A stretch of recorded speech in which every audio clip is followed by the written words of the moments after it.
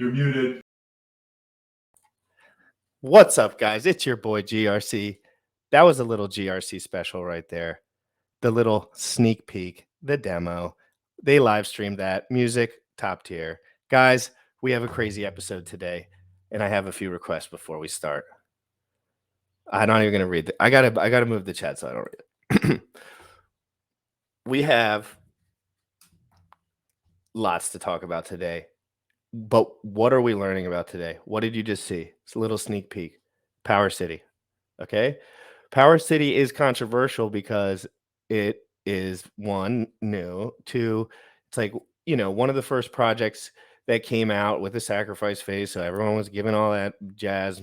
Notice me and Sam in the Crypto in the Morning crew never cared about that because that's how people raise money. And it's just a fancy word for that.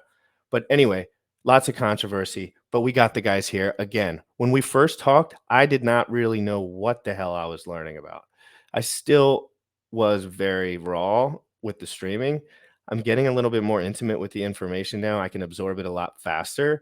And I'm really excited to learn more about PowerCity today. Guys, we're in a bear market. There's a lot of FUD.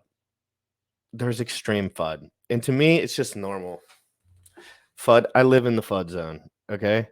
Like, we 4 years up, 1 year down. Hey, I'm just saying, a couple months from now, tink, we're going up, baby. Cheers, guys. DeFi proof. We have a crazy episode today. I'm going to keep on track today, all right? I'm going to make sure I get some push-ups in, some flexing in the mirror right during the song, and I'm going to get jacked up. We have all the guys in the house. The long vacation, Jesse. Just ask Jesse, right? Just ask Jesse is his actual name. We got Sam Stolten makeup still, and we're ready to go, okay? Oh, yeah, and we have our boy, Tuba Terminator, and he works with the he works with the PowerCity team, and he's going to give technical detail on some things that maybe he's a little bit more expert at when Sam starts short-circuiting about halfway through and wants answers. You know what I mean? And guys, again, me and Sam are super open-minded people. We do not talk shit about these projects behind the scenes. We don't really care, but we love talking to people that make impacts. Me and Sam love guys that punch hard, right? And we don't care if you're 400. We like guys that have a purpose when they wake up, and that's what they want to do, and they're willing to show that to the world. And these guys are here. You saw the testnet. Shit was looking cool, guys. Be back. DeFi proof. 1 minute and 6 seconds. You already know what time it is. Crypto in the morning. Crypto in the morning. Crypto in the morning. Waiting on phone. Crypto in the morning. Crypto in the morning. Ready to take notes. Crypto in the morning. Crypto in the morning. Crypto in the morning. Waiting on phone. Crypto in the morning.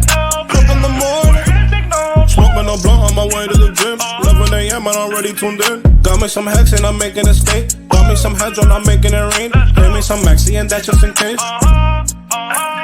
Jim ready sent me to show you the way. DeFi proof. Yeah. Crypto in the morning. Crypto in the morning. Crypto in the morning. Waiting on phone. Crypto in the morning. Crypto in the morning. Ready to take notes. Crypto in the morning. Crypto in the morning. Crypto in the morning. Waiting on phone. Crypto in the morning. Crypto in the morning. Ready to take notes.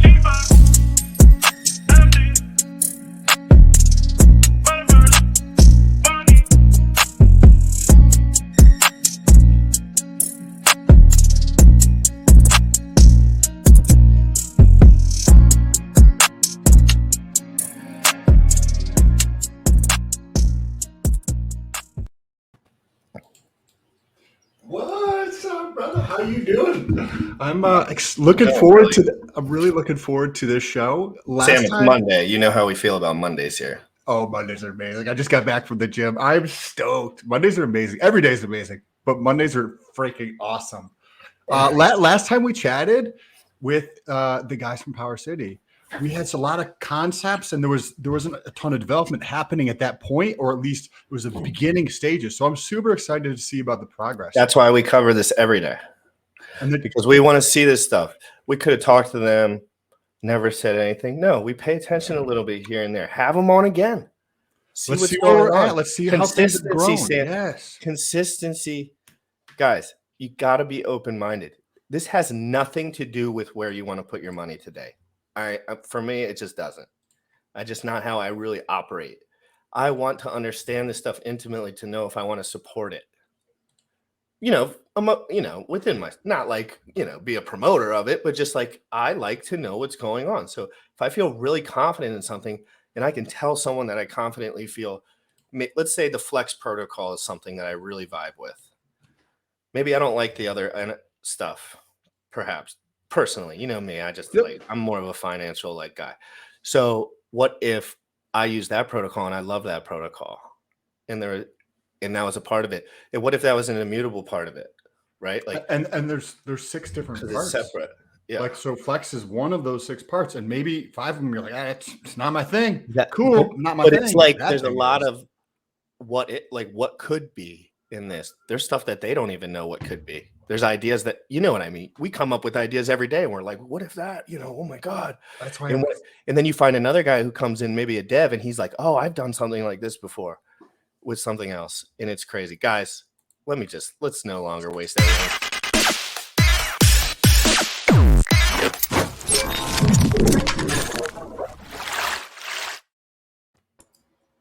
Good morning.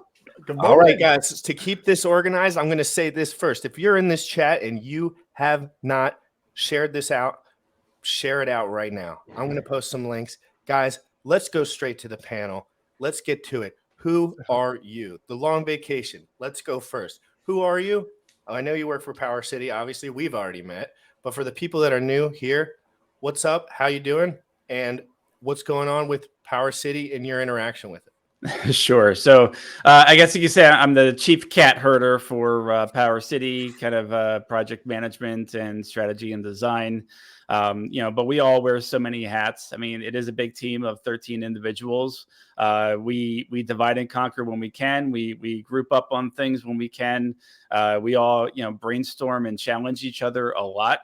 The wonderful thing is we have like an abundance of ideas. And we're not afraid to fight each other out, to try to break things, to make sure that we can look at it from every angle, right? And that diversity of thought and background, I think, is one of our major strengths. So, my background's in private banking. I worked in private banking for 25 years as a project manager and business strategy and software development, and built many different systems within for onboarding, for statement and reporting engines. That's a lot of insight. That's a lot of insight. I mean, you know what I mean? Like, you've seen a lot. Yeah, and I mean, one financial system is just like another after a while, but working with various different complex trust instruments and other things, to solve the large scale complex financial challenges that high net worth individuals face. So how do you deal with planning for future generations and passing on your wealth? How do you manage your tax implications of your wealth? Things like that. And for someone who's maybe just getting started in crypto, not something you're worried about today, hopefully something you're worried about tomorrow in the next bull run, right? I agree. And fingers crossed, there's going to be a lot of pulse sacrificers who might really have to consider talking to, a financial planner at some point to handle their newfound wealth in a few years, That's a huge industry too. People untapped tax, crypto tax people. It's a pain in the ass, I'm sure. But I'm sure there's guys that can do it like the back of their hand. Anyway, long vacation. I'd love to have you on my team if I had a team. I wish you were on it, because that's a lot of insight and a lot of good within the banking, the tech system. That's really awesome. And I could see how you interact. I could see how you how you guys like manifested what you're doing. It's probably like a large part about your past and what you kind of seen and experienced. Well, if you guys want to have just a personal finance and retirement planning type of discussion, we can always get a panel together for that, just to talk about crypto and beyond, right? Where does it fit? How do you get crypto into an IRA or a 401k? If you have a side hustle, can you do a solo 401k and things like that? I mean, there's so many possibilities, and it's just a matter of thinking ahead, because these are things you want to do before you make your millions. Because if you put your crypto in now, right, into an IRA. Then 2 years from now, you'll have it in that IRA tax-free. But in 2 years from now, if it's not in your IRA, you cannot put it into your IRA, things like that. So there's a multitude of strategies that we can, share with the community on just how to approach personal finance at various different levels, right? And for each different person, because everybody's got a different point of view and how, right? That's why it's called personal, right? Yeah. Let's switch to Tuba. I'd love to hear some of your background and just say hi to the community, share where you're at and maybe where you are in the team with PowerCity. It's a cool logo, by the way. Hey guys, I'm the lead dev of the PowerCity team.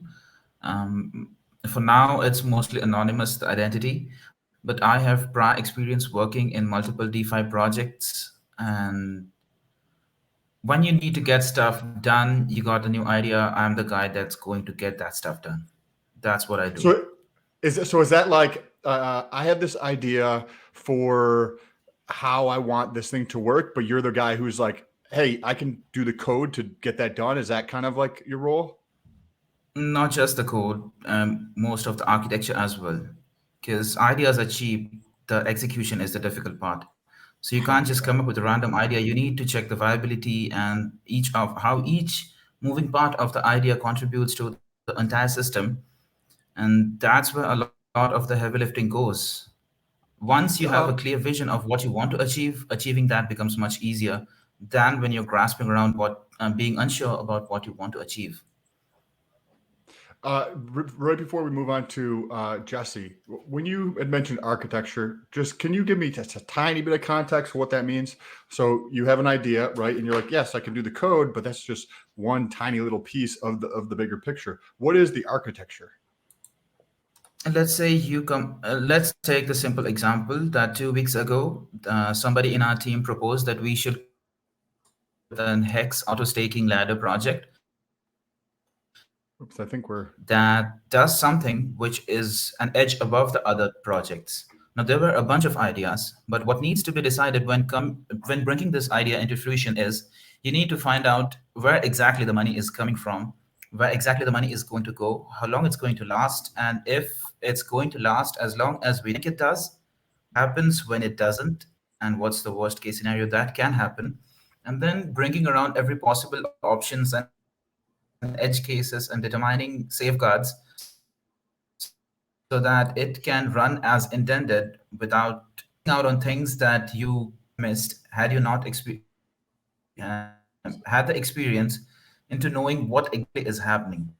I think we're losing. I think you're cutting out every like fifth or sixth word. We'll switch to Jesse for a second, just because your audio is cutting out for a second. We'll just come back in a minute.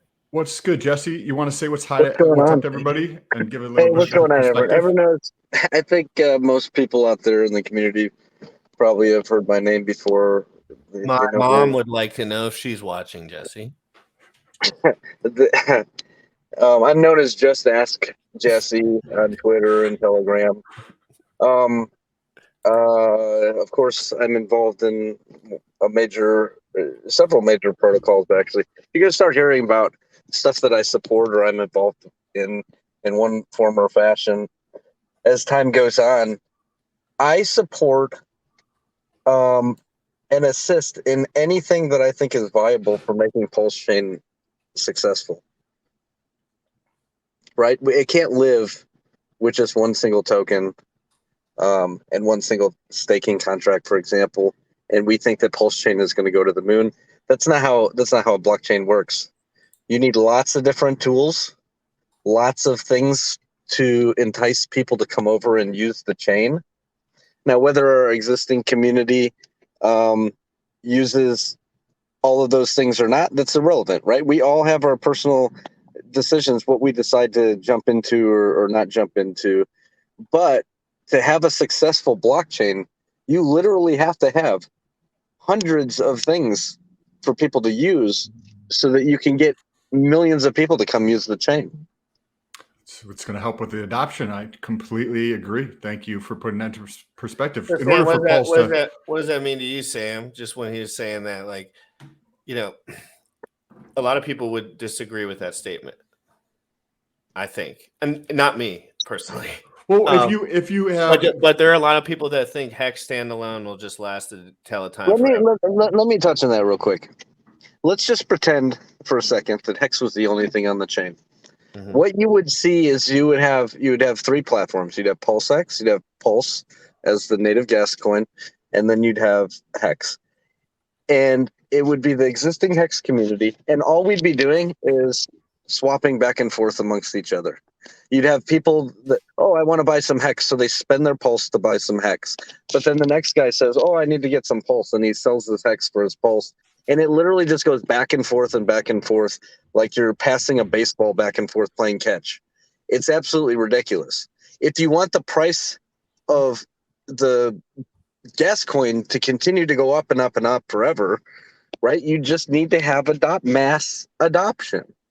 And then there is the hard slaw thing, which some people say is controversial as well, but it's true. What did you call it? Hard saw? Hard slaw, like where if the native coin on a chain goes up in value, because all the tokens are paired to that thing, they also go up in value with it, right? So the more people that you can get to come into the chain, and all these people are buying Pulse coin, it actually helps the price of Hex. It helps the price of the Flex coin and the Liquid Lancing and the Watt and all these different tokens that reside on the chain. It's beneficial to all of them if you have more users, even if those users are using things that you don't particularly like. Completely agree. I think of it as, from a very simple analogy, it's like this tunnel's being punched into the ethos of crypto, and that tunnel is Pulse, and you can build things off of that to fill the tunnel, right? Or passageway between, two pieces of land with water. And each new thing that comes on there pulls in new water, which is money from different places, whether the people who are in Hex or Pulse X or Pulse want to use that or not. It still tends to be helpful because there's people who care about other shit than what we care about, right? There's people who see a different point of view or find value in unique circumstances, just like the long-term vacation was mentioned with personal finance. It's personal. Like my fucking life. You know what I mean? You were about to say something. The long-term vacation. I did say, I apologize. Sorry. No, I'm just thinking like permanently vacation. More proper. Hey, we're all working towards a permanent vacation, right? That's the whole goal of all this. But I mean, ultimately, for Pulse to be successful, for PulseX to be successful, you want adoption, you want volume, right? So if you're just sitting around trading in and out of Hex all day, look, Richard Hart could have done that, right? But no, he thought bigger. He knew we want to vampire attack Ethereum to bring all those users onto a better chain, right? And suddenly you have the potential for mass adoption, for an enormous number of people above and beyond what one protocol has for adoption, right? Which then also opens the doors for more people to adopt that protocol, right? So how do you bring more people in the door to Hex? You create an entire chain around it that is cheaper, faster, better. You give everybody a free airdrop to get them there, right? And now, right, because now they know about Pulse Chain, they're going to learn about who's behind Pulse Chain. Okay, then they'll learn about Hex as a result of that, right? So, I mean, all things are leading back to kind of, making more in routes to this protocol, but people are not forced to have to use it. And the end all is Pulse Chain, right? Its success cannot be solely tied to one protocol. You want volume, you want lots of volume so you can burn lots of gas fees, which, it burns more pulse, which causes or drives that deflationary action, right? But you're not going to get there with like a couple of transactions here or there. Can we talk about Binance for a second and how that kind of, let's do like a mini compare and contrast for a second. So like Binance has a lot of volume, right? Because it's cheaper and there's maybe more variability, more random stuff you could do, more leverage, blah, blah, blah, blah, blah. Well, I guess you could do that anywhere. But anyway, the volume over there is higher. I don't know if the dollar amount is higher than Ethereum. I would say no, definitely not. If you look at Pancake versus Uniswap, Uniswap has more dollar value, but the transactions are higher on Pancake. Must be much higher because they're all small. Which one's better, right? And I mean, there's still take mass adoption for sure, but like their model is almost like all inclusive, just everything goes million coins a Well, day. that's really how all blockchains are. It's just like Binance. It's just People cheaper. just block there. People just because it just works. So you see shit coins launch over there. You see good protocols launch over there. There's So all won't the sorts of same stuff thing there. happen on Pulse Chain though? You just like you Yeah, kind of you would hope. Now It's just imagine a wow. Binance. I think at one point Binance made it up to like 800 some X in the value of the native coin. That's significant, right? But it never could have gone up in value that much if the only thing they had over there was one single protocol. Yeah, and they have the benefit of being tied to an on-ramp, right? Which made kind of a package deal for people, right? They can get from their fiat onto Binance Exchange, from there to BSC, and be able to play around with things very easily, right? Is So that what imagine a made day. Binance work so well? Do you think it's that on ramp? It's that off ramp? Are there other layer ones, for example? This is a question more that don't have on and off ramps that are successful. Well, think of it. Binance has a dedicated route almost, right? So it's all under one roof in a sense. It's all Binance's. It's Binance's chain, right? I mean, there are exchanges and easy ways to get to other chains. You can buy Avalanche, AVAX directly on Coinbase and send that to Avalanche and do DeFi there, right? That's an easy on ramp, but you're going through Coinbase. They kind of had an end-to-end solution in a sense. So think about it when there are, on fiat on ramps directly supporting Pulse Chain, right? You have an easier route, and then think about further down. And this is why Richard has that grand vision, right? He wants to do a full stack, so that you have that type of full stack, meaning he wants the wallet, he wants a stable coin, he wants the fiat on and off ramps, and he wants the blockchain that's faster and cheaper, right? And you basically then have what you're seeing over there, and you can bring in that volume and that adoption because now you have everything at people's fingertips. It's all designed to work together like Apple products, right? They just work together. So if you can have that kind of interoperability and ease of use and ease of adoption for your chain, right, and you got that full stack developed for it, you're winning, right? The more places that you can have an avenue to get to the chain, the better. No, So but isn't it going to happen though? Like no matter what. Listen, there's a lot of layer ones that exist, but it's like, how do you even get over there? So one example, like Moon River. Yeah. Well, it's kind of like Phantom Chain or Avalanche Chain, but it's like, how the hell do you get there? You can't buy the native coin on Coinbase. You can't buy it on crypto.com. It's like, where do you even go to get that coin? It's a really complex, You're so right. process just to get the coin so you can have the gas, so you can send it there, so you can start doing stuff on the chain. So the level of adoption they have is nowhere near something like AVAX. You can buy AVAX right there in Coinbase and send it straight to AVAX chain, and you're good to go. You can start transacting. Or ETH. Okay. ETH is the king in this game at the moment, right? Mhm. It's super easy to get ETH thousands of places, and now you're on the ETH. You can send it to your MetaMask, and you're on the ETH chain, and you're doing whatever you want. Now, the other piece of this puzzle is not just the on and off ramps; it's the bridges, so that you can get people from other blockchains into your blockchain. And Long Vacation will probably talk about that in regards to PowerCity, right? So look at Richard's bridge. He's building, or the Pulse Chain team is building a bridge to ETH. Well, that checks the block on one chain, but there's dozens of other chains that you need to have an avenue to get to and from if you want those users to come in and give them an easy way to come onto the chain.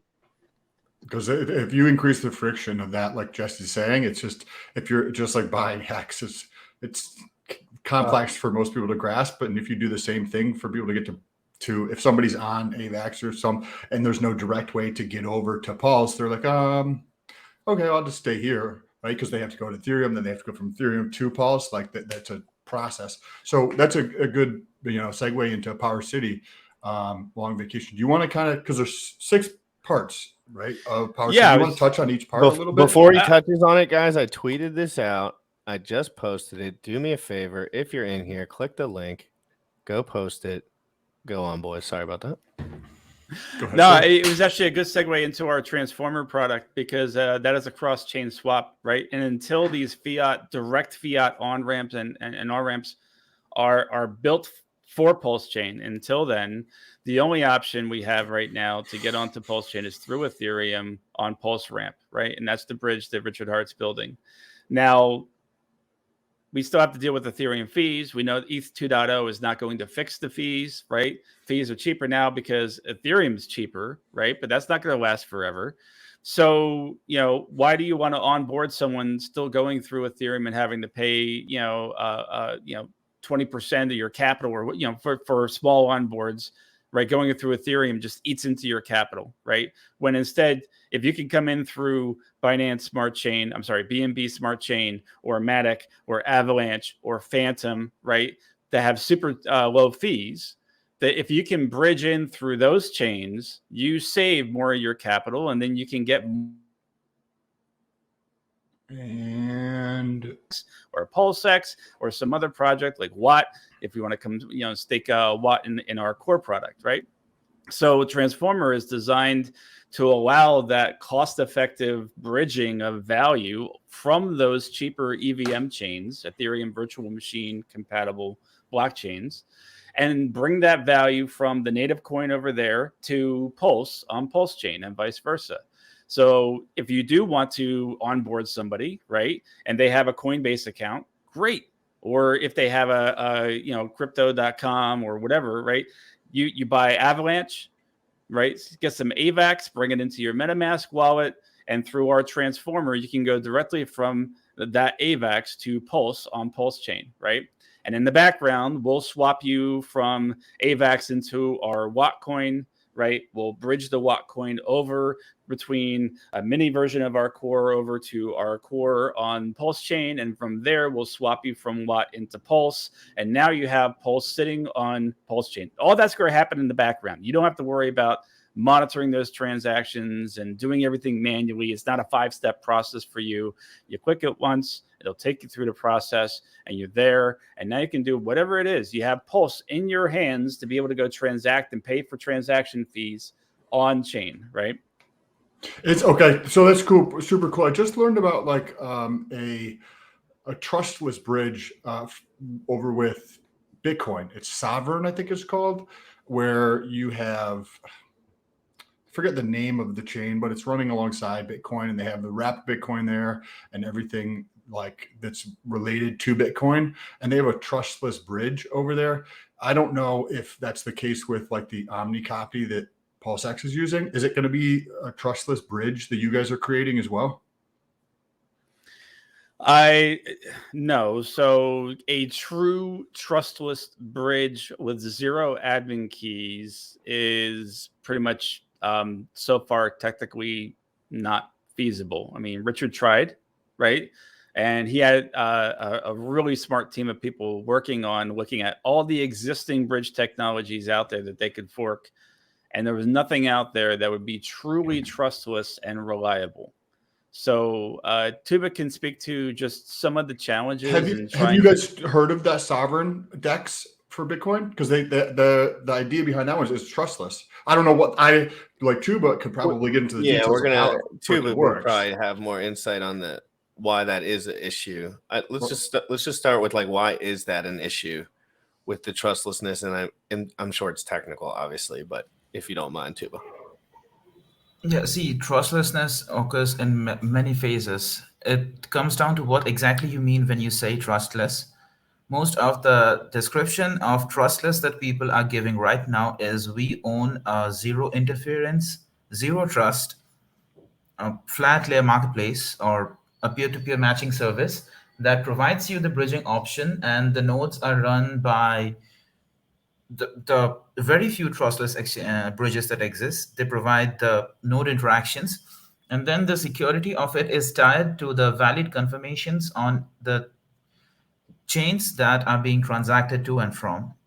So that completely depends on the what's that called? The security of the bridge itself. So just because some chains are viable and a bridge is reliable doesn't mean that you won't be subjected to some loss. Because when you're transacting, your transaction relies as much as on the host chain that you're transacting from as it does on the Oops. transacting to. So Now, what was there that? are highly centralized chains which have often.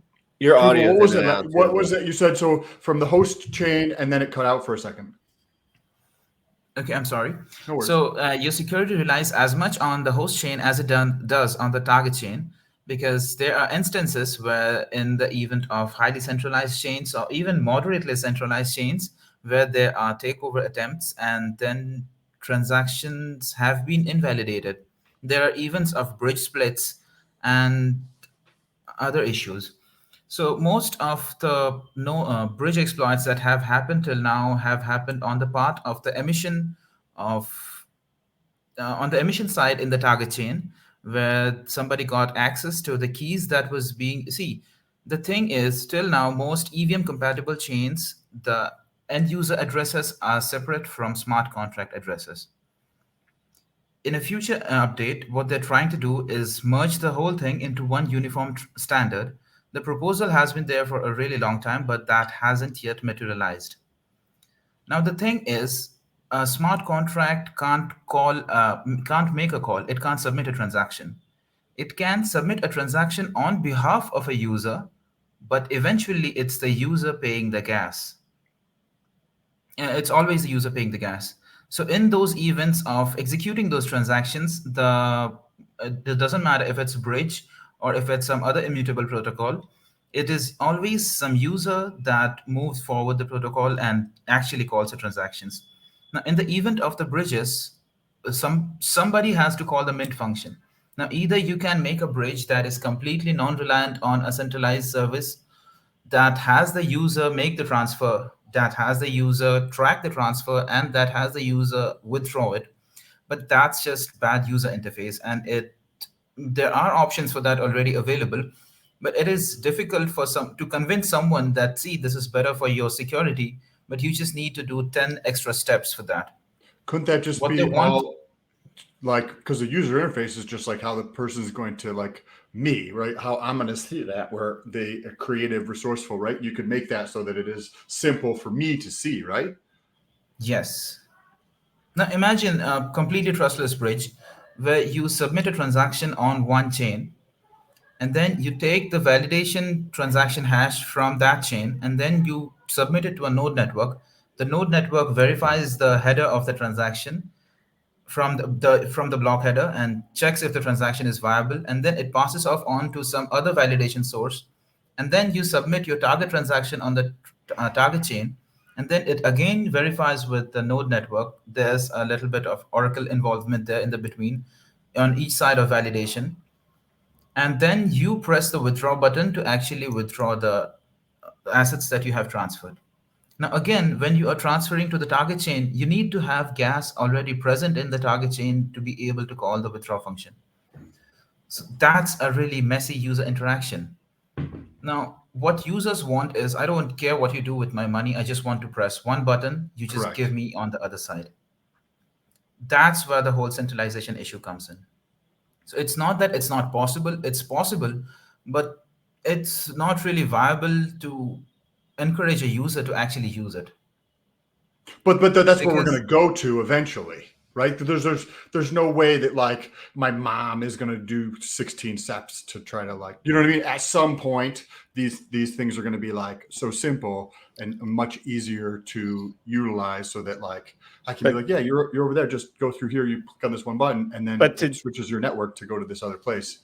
To do that, though, is why we have centralization in certain ways, right? So there's always a compromise between complexity, right, security, and ease of use, right? Because if you want to give everyone every bell and whistle and every option, you give them complexity, right? If you want simplicity, they don't have the optionality of customizing it to their needs, right? Whereas simplicity means you have only one way of doing it, and we do everything else behind the scenes for you, which means some central thing has to remain controlled to act on your behalf, right? So it's that balance of usability and reliability and things like that we have to kind of strike, right? Because if you were to design everything to be purely trustless, you as a user would be forced to jump through 30 extra hoops to get anything done, because you are the only one in control of every step along the way, and you have to do every event along the way, versus having something acting on your behalf to simplify the process So it won't and adopt. give you like a one click. It But won't can't that adopt. just be done with smart contracts from one, as Tuba was mentioning? So there's, say, a sequence of 5 steps, right? So the first one is X, right? So the smart contract interacts that way, which says that this is going to interact with this one in this way. And you had that sequence of steps so that literally the user just presses this button and then they switch network and they're like, oh shit, my shit's right here. But see, the challenge is, what Tuba was describing is you are initiating a transaction on one chain saying, I want to send X value over, right? That transaction has to be read by a node on your sending chain. Let's say you're sending from Avalanche, right? So you need a node on Avalanche to confirm, yes, this transaction really did occur. Here's the hash, here's the details, right? Then you need some middleware to be able to say, okay, I saw that. Now I need to go and initiate a transaction over on this other chain to reflect what happened over here. And that middleware has to be able to now connect the dots between 2 databases that were never meant to talk to each other, right? So that bridge is telling, okay, something happened on AVAX.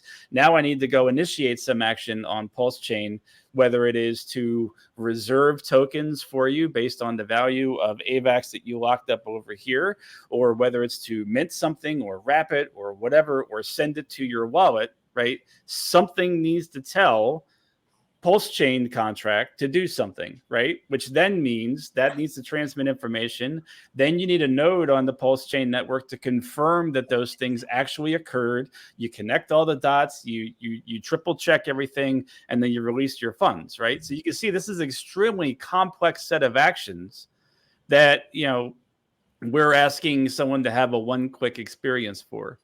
So it seems like it'll go there, whether like the details are available at this moment in time. I just don't see it being like, I understand that there's technical like issues that I am not privy to, that Tuba and yourself probably have, a little bit more intimate details on. But when you look at how the world is like, goes through a phase of like making it easier and simpler to increase adoption for people. And if you go towards the fringes more, yes, there's things that have the crazy amount of optionality, right? Your feature set that people like, right? So in the center, you got the super easy, simplest option, which could be more costly to do, but it's this, press this button here, switch your thing. And instead of getting $100 out the other side, you get $98 because that is the gas fee for that side, or whatever the case is, to just have it just extremely simple. Because I think that right there solves a market problem, right? It solves an issue that helps increase adoption even further, because that thing is just not even available today. No, exactly. To do what you just said requires trust. So that's the balance that we need to find from a user's perspective, right? How much trust are you willing to give a system to give you simplicity and ease of use, right? And Tuba can speak to that better than I can, but it's not as clear cut as some people like to make it in crypto, that everything can be trustless. And not everything is necessarily, best performed trustless. So, and nothing in crypto is trustless at this point, really. I mean, Uniswap is good. Pancake Swap is pretty good, I guess. I mean, Hex is like not necessarily. I mean, it just depends on your definition, right? Like, depends on the definition. Is it controlled by a central entity, or does it move automated by clicking the button? Does it matter? And I'm more of a question. Does it matter if it's we're all just trusting Richard Hart anyway. We just trust Richard Hart because he's done a lot of smart shit, right? And he has a lot of good credit because he makes a lot of really educated things happen. He's made a lot of millionaires. He gave a lot of free coins. So I feel like you can't, the trust has to come somewhere from something. But it's is a person, Yeah, right? trust. Entity, or is it like a Right. system? A system. So, sorry, I think that was Jesse. You were about to say something. Yeah, so there's even protocols that people think are trustless because it's like there's a governance function, and they think, oh, well, we have to vote for a change in the protocol. Even that, there's still trust, because just because you put something up for proposal and then everyone votes and then the dev Yeah, team me and says, Sam don't fall for that shit. yeah, and then the dev team says, okay, cool, we'll move forward with that. You're still trusting that dev team to make the changes as described and to do it right and to have the changes audited and have everything perfect, like as they And then migrate you have to to look at whatever how it is much the funds they proposal is have, for. how many funds they have compared to the rest. That's generally where it ends up, right? There's one project that actually kind of has an attempt at working on that. Actually, it's called Cult DAO. But anyway, the problem is like it's a DAO, but like they have 99% of the money. So what are they gonna do? Like, Right, and yeah. even the protocols where the supply is a little more diversified, it's like, well, even though there's governance there, you still have to trust the team and in particular the devs to do the changes as described in the proposal and to do them correctly, or That's a good make it point. so it can't get hacked or whatever. There's always trust.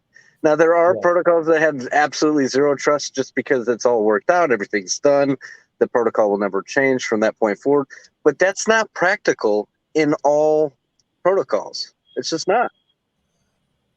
See, I'd like Tuba, to you add wanted to weigh a in? little thing to that. Please. That trustless is a really vague word. I would prefer it's either immutable or it's not. Right. And please define that. So when you say trustless is an ambiguous I'll be right term back. to describe what we're talking about versus immutable. Can you define those in your language? How you define those? How your story of the world for those two terms? So I can have a better understanding. Trustless is you are believing some supreme entity is going to be executing actions based on a perfect ethics code. In which case, in this case, it's mostly DAOs where we are trusting the user's vote to be accountable for, and to be the to be the stake that drives the direction. But we have seen multiple instances where there have been a majority proposal passed, but the dev team just said that we don't want to do that anymore. Do you But think immutable trustless here. has? I'm sorry. Go ahead. I'll ask you. Yes, no, you were asking? So I see trustless is more of a. Do you want to trust me, Tuba, with your money, or do you want to trust this code that you can take a look at? This is what it's going to do, and you've seen it actually do what it says it's going to do. Like that's how I'm seeing trustless. Because Again, like we the DAO, I keep- don't see that as like duh. Like I mean, I think we all agree that that's definitely you have to have trust in individual human beings. Where I'm talking about trustless, I'm seeing that as in, and maybe that's how you're defining immutable, right? As you say you want to have this function completed, or you want to accomplish this set thing. This is the series of steps that's going to happen in this code. I don't touch it, and there's no way for me to actually touch it, that's how I'm seeing that. Where I don't know, is that how you're defining the immutable? Just to make sure that I'm on the same page as you. See, we prefer saying that code is law, but at the end of the day, that code has been written by someone, and we are still trusting the competence of the coder to be the law. It's not actually the code, it's the coder's level of knowledge and our awareness about the situations that might arise in certain cases, and our capabilities to handle those situations when they arise. Now, regarding the Uniswap example that you gave, Uniswap is immutable, but see, Uniswap upgrades happen in the form of Uniswap v2 and v3. Uniswap is a platform that provides a fixed utility and it does nothing else, and you can't add changes to it without creating something completely new, which was in the form of v2 and v3. Now, let's say you are a project owner and you are listing your token on Uniswap. Again, the people are left at the mercy of the deployers of liquidity to lock that liquidity up for a certain amount of time so that those people are not wrecked. Again, you are trusting the competence of the coders that wrote the locking contracts to write them well so that you are not wrecked. Again, when the Uniswap v2 was upgraded to v3, the project deployers relied on the competence of the locking contract coders to have already foreseen this possible change in the future, and already had it hard coded in their immutable contract before in time, that when Uniswap v3 launches, the users should be able to migrate the liquidity from v2 to v3 without having to hold the LP in their wallets. These are a lot of assumptions, and we can't always have all the assumptions on our book when we are starting out. We are constantly learning new things, even when we are not, somebody else is, and that knowledge has to be implemented somehow. So nothing is truly trustless. It is completely at the behest of the competence of the coder. And then there's immutability. Again, the drawback of immutability is you can't really change something. It's like, imagine you had a Lego house. You can do whatever you want with your house every single day. But you made a house of concrete. You have to break that down and make a brand new house from the ground up. That's just lost effort. Lost effort, lost capital, lost hours. But that's what Well, the because you have industry is the proceeding. pros and cons on each side of those. How far can you extrapolate in the future, Sam, in an immutable product, though? It's like how Well, everything's far. going to be going that direction, though. No, but I No, know, but no, like that's you're basically just saying your project's going to fail at some point, like because you can't update it in the future is unknown. Well, that's what Tuba just mentioned. You come out with V2, V3. You know, Right. there's presumably going to be a V4 at some point. You would guess. Technology is going to change so much. The No, conversations but see, we're the going to thing have that in a I year. mentioned it. Go ahead. Yes, see, but the thing that I mentioned here is we prefer to say it as Uniswap v2 and Uniswap v3. Just because they were made by the same team doesn't mean we can counter them. We can call them as an upgrade. They are basically two separate products that don't rely on each other at all, that don't even know about the existence of the previous version. Well, there's routing software that I think was implemented in V3 that does, you can route it through V2 if the price is appropriate. I think it was implemented in December. That's the there's front separate end. That's the front contracts. end. So, I mean, to go back to Tuba's analogy of a concrete house, you know, basically what they did was they built another concrete house right next to the first concrete house. And then they built a third one next to the second one, right? And they'll build a fourth one next to that. So they can't go back and just rearrange the rooms. They can't go back and saw holes in the walls and you know, redo, you know, the layout and everything. They're just going to build another thing right next to it. And now they're going to have 4 versions of Uniswap that are out there that they need to somehow, well, they can't even deprecate them because they're immutable. So they don't have an admin key to shut them down, right? So there's pros and cons to that. And also imagine it, like it would have been a different scenario if the team had worked and researched on it for like 10 years, like designing some sort of nuclear launch code system. It has to be super secure and it has to last the next 60 years. But we are in a market that relies on the philosophy of build fast and break things. You need to be able to fix the things when you break them. So you're building fast and you're building forever at the same time. How exactly is that going to last?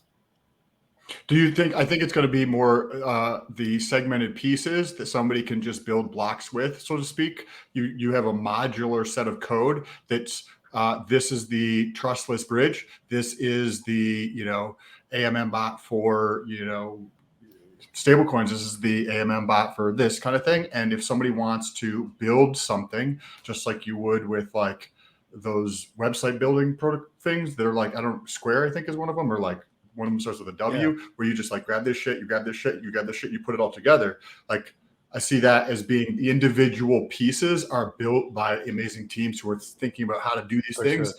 And then you can either upgrade that to 1.2 of this version, or this is just thing is so like perfectly built. The law, as Tubo was putting it, was so perfectly constructed by whoever constructed this, that other people see the value in that, and they take that piece of law and they implement it into their larger structure. But there's a bunch of individual pieces all put together that are all trustless. But we can move on to Sam. I want to mention something to get the conversation moving back to like the basics a little bit.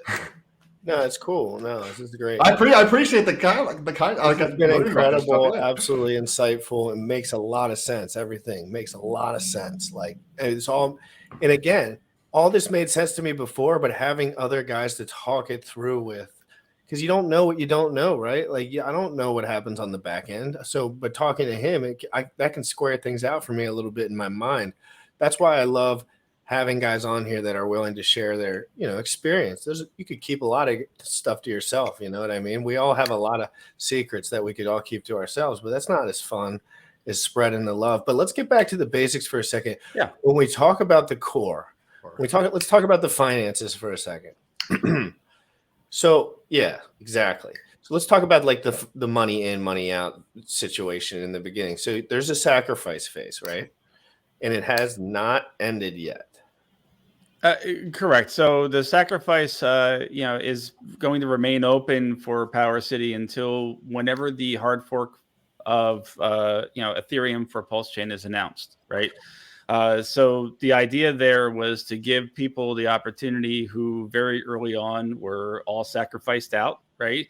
They were tapped after participating in multiple events, that they wanted more time to be able to build up their reserves, to be able to get in later on, right? And we wanted this to be equitable so that people weren't getting priced out every day that they were delayed, right? Whereas other events are designed to force people in on the first 3 days, otherwise they're kind of screwed, right? We wanted this to be as balanced and even as possible. Let people participate in however they can, whenever they can, right? We'll give bonuses for those wallets that participated in the sacrifices for Pulse Chain, for PulseX, for liquid loans, for internet money dividend token, right?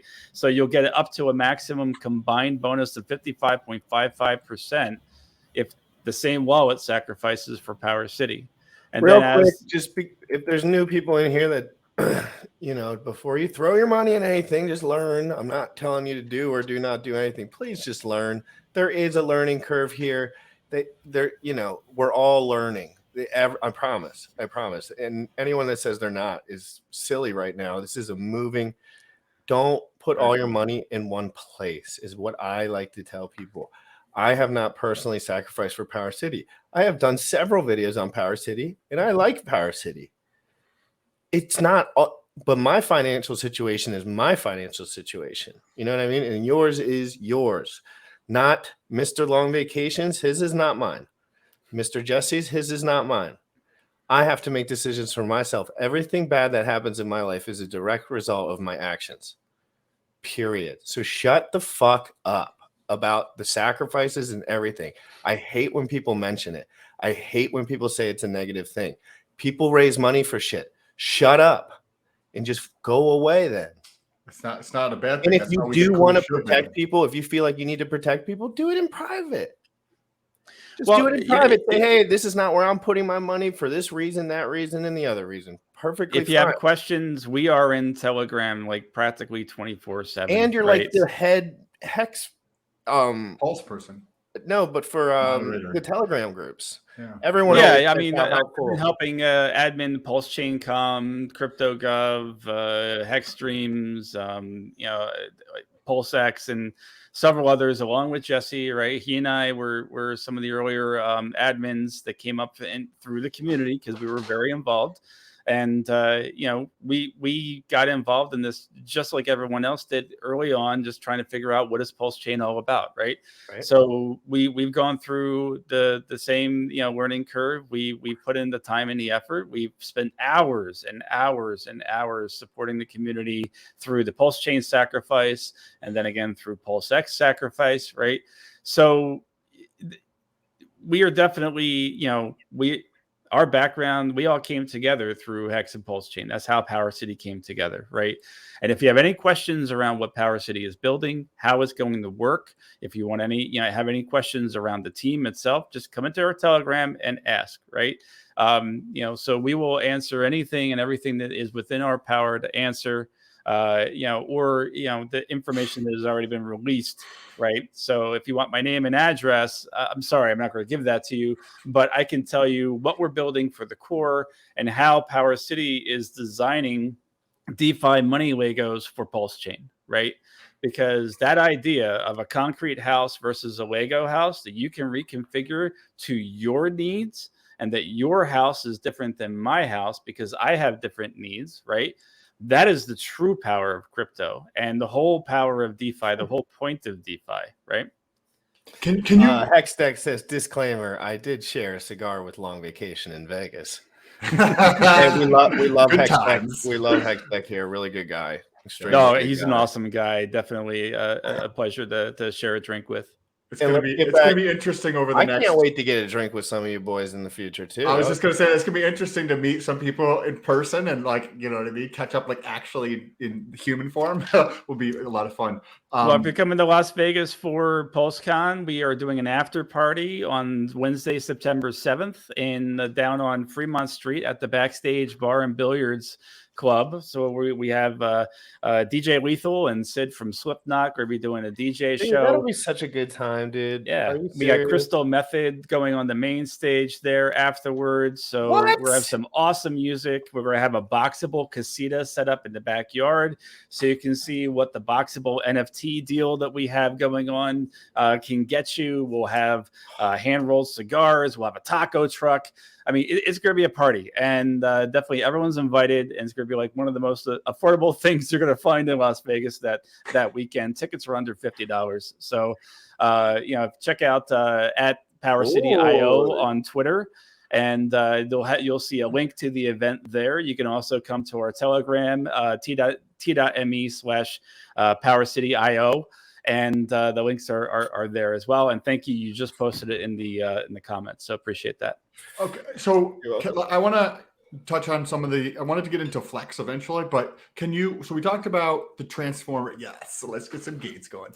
So we talked about the transformer, right? In plenty of fucking detail for That's what it's called, right? least So Yes. this is called the transformer. Okay. Yep. Which I appreciate the dialogue. Okay, so there's 5 other pieces to this that a lot of people. Can we start with the core? Go talk about the whole shebang, basically. I'll list out the And you 6 can things that just we're building right now. You can tell your boys to hop in whenever you want to, just to take a break, and you guys can just go at it. I'm going to take some notes. Sure. The 6 things that we have 3 in development, right? And the video that you started us with showed a little bit of the core. The core is the central staking platform for PowerCity, right? You stake Watt, and you earn a share of the revenue generated by all the other dApps in the ecosystem. Okay. So now, what are all those other dApps, right? We have 5 things that we're building, 2 actually getting ready to go into testing relatively soon, and others that are in development right behind it. We have the Transformer cross-chain swap that we talked about. We have the Pixel Park NFT marketplace. We have the Amplifier Loan Booster, which is an automated front end to Liquidity and Liquid Loans and other forks similar to that. So you can run the Haunted strategy on autopilot if you want.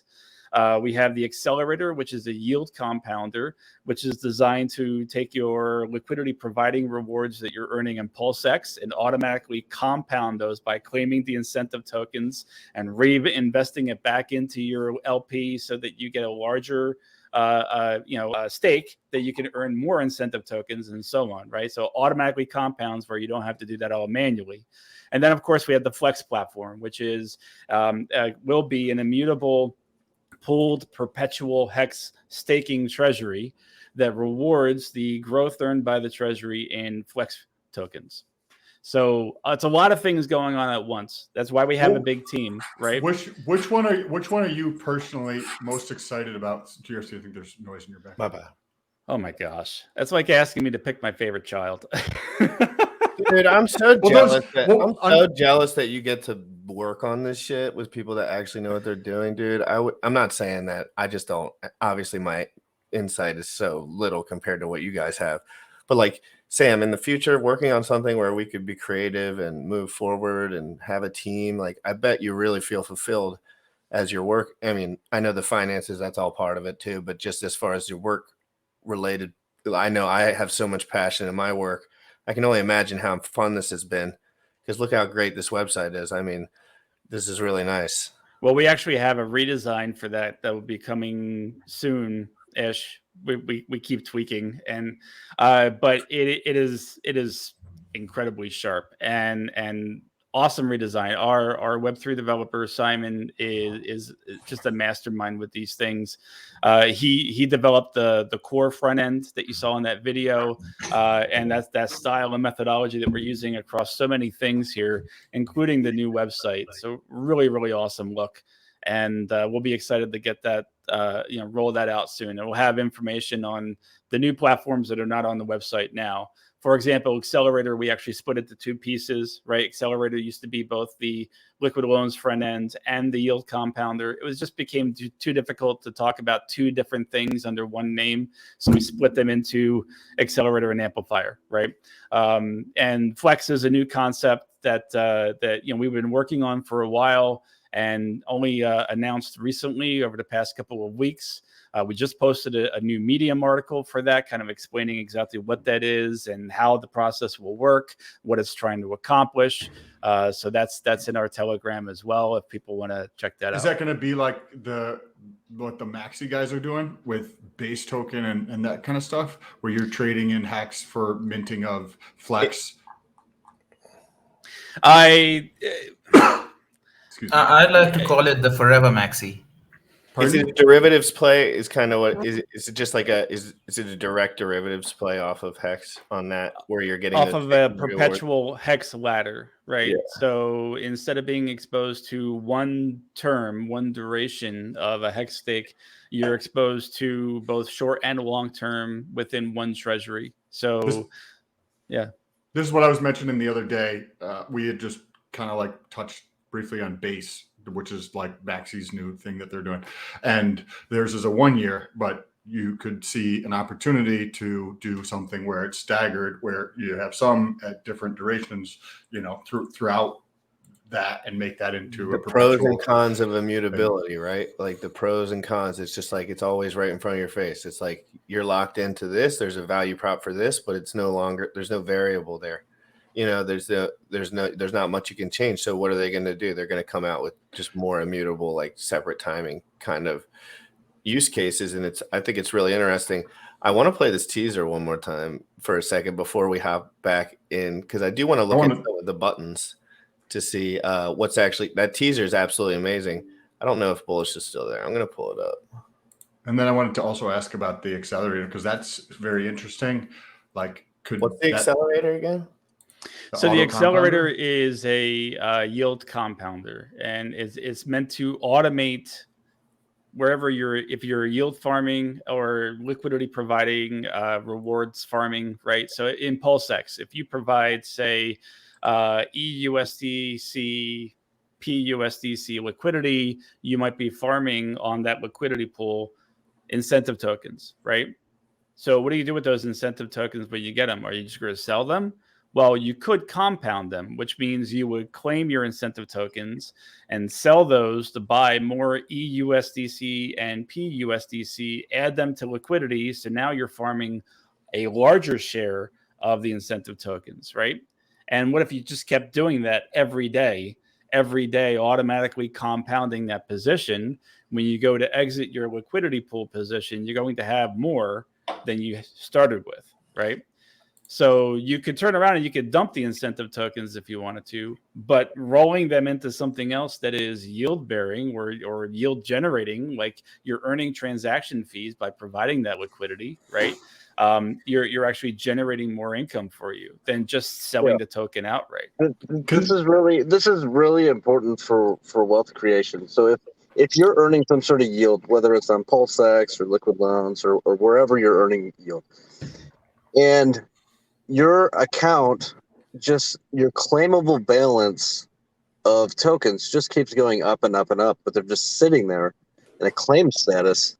They're doing nothing for you, right? So you as an individual have to should go in frequently or often, maybe daily, or even some people will wish to go click claim buttons in these protocols multiple times a day. Lock in those straight to their wallet as liquid, and then put them back in as liquidity providing or staking in whatever protocol they're in. But that's a pain. It's really a pain in the ass to do that multiple times a day. but it helps you a lot because instead of your money just sitting there doing nothing for you, you're putting it to work for you immediately. And what auto compounding or accelerating does is it just does all that for you. Like when you get those earnings, it will automatically put them where you wanted them to go. So you're like putting your money to work for you automatically as frequently as you chose on the platform. Could the LP tokens be, staked separately in a way similar to like Cake, where maybe the person wants to stake them instead of putting them back into that specific pool? Or can you talk about that?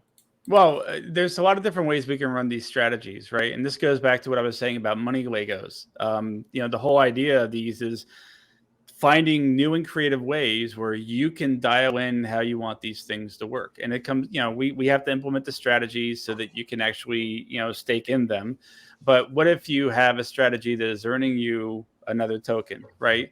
And you want to be able to route that token to something else that will then put that token to work for you in another strategy, right? So, what if I said that by staking Watt, you could earn maybe Pulse coins, and you can take those Pulse coins and route them into your vault, your liquid loans vault within our amplifier, and add them to what you're running the Haunted strategy, allowing you to then even more quickly get to that next loan level to be able to buy more Pulse, to build your position, or to compound into something else like Hex or Flex or something else that you want that's also generating you income, right? You see how you're stacking these things on top of each other and you're creating more and more income sources because you're putting everything to work, right? Because one of the things that when I went down my personal finance journey, 4 or 5 years ago, I started this process was I want every dollar of mine to be working, right? I don't want a dollar sitting on the couch eating Cheetos, watching TV all day, right? It's got to be out there working, bringing more buddies home. And if it's not doing that, then I'm leaving opportunities behind, right?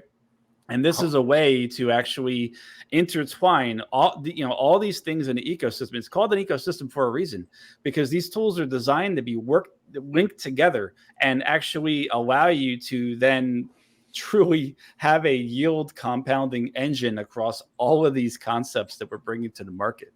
It's mind-blowing when you really start thinking through these strategies. If you looked at some of the liquid loan strategies, there's a gentleman, Red Squirrel, who came up with a sheet that I shit you not is about 10 feet long. Where is that? Where do we find that? The Red Squirrel strategy. He's in a bunch of Telegram groups. If you ask him, he'll send it to you. Oh, yeah. He is linked together basically every project on Pulse Chain that has any way of staking or generating income into a way that he can funnel it all back into his liquid loans vault, which then allows him to take more loans because you have more collateral, which then means you can compound it into other things. So much to do, right? So you can see we're creating these environments to help simplify this process for you, and we're bringing it together so that we're trying to make these easier as we're evolve over time. And this is why we were talking about trustless versus immutability. Immutability means you can't make any changes, which means you can't ever improve, right? Trustless means you're taking the middleman out. So we can take the middleman out, right, without going immutable, which means we can continually improve on these things. But then you are the middleman from the community. But then you are the middleman, right? Is that what you're talking about? No. So immutability means that you just can no longer make changes to something, right? You burn the keys and you can no longer change that contract. No one can change it, even if you want to make a much needed improvement, right? Trustless means I'm taking a middleman out so I don't have to go through them just to get something done. So you can have something that still has admin keys so people can make improvements to it that is trustless, where it is just you. But then it's not trustless then. No, it's just you in the code.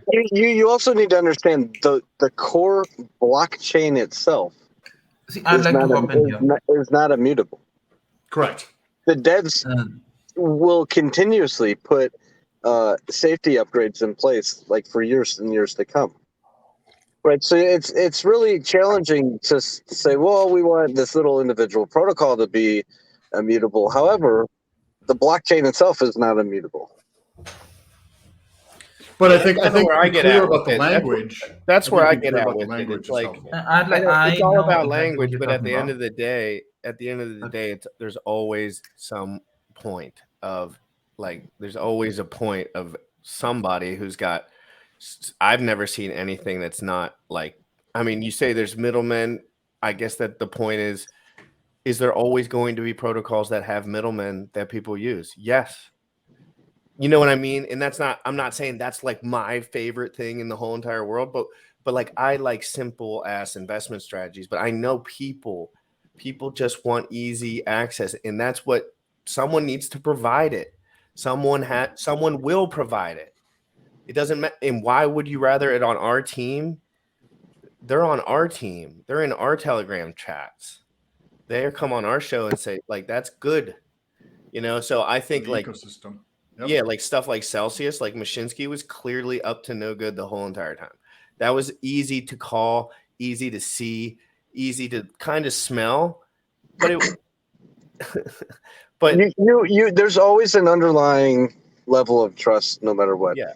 Even in immutable protocols, what if there's an immutable protocol where somebody has 95% of the supply?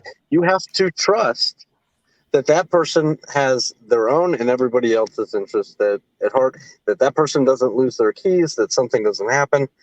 There's always, it doesn't matter what protocol you look at. You have to trust the team. So when I look at protocols, I ask myself, are these guys good guys?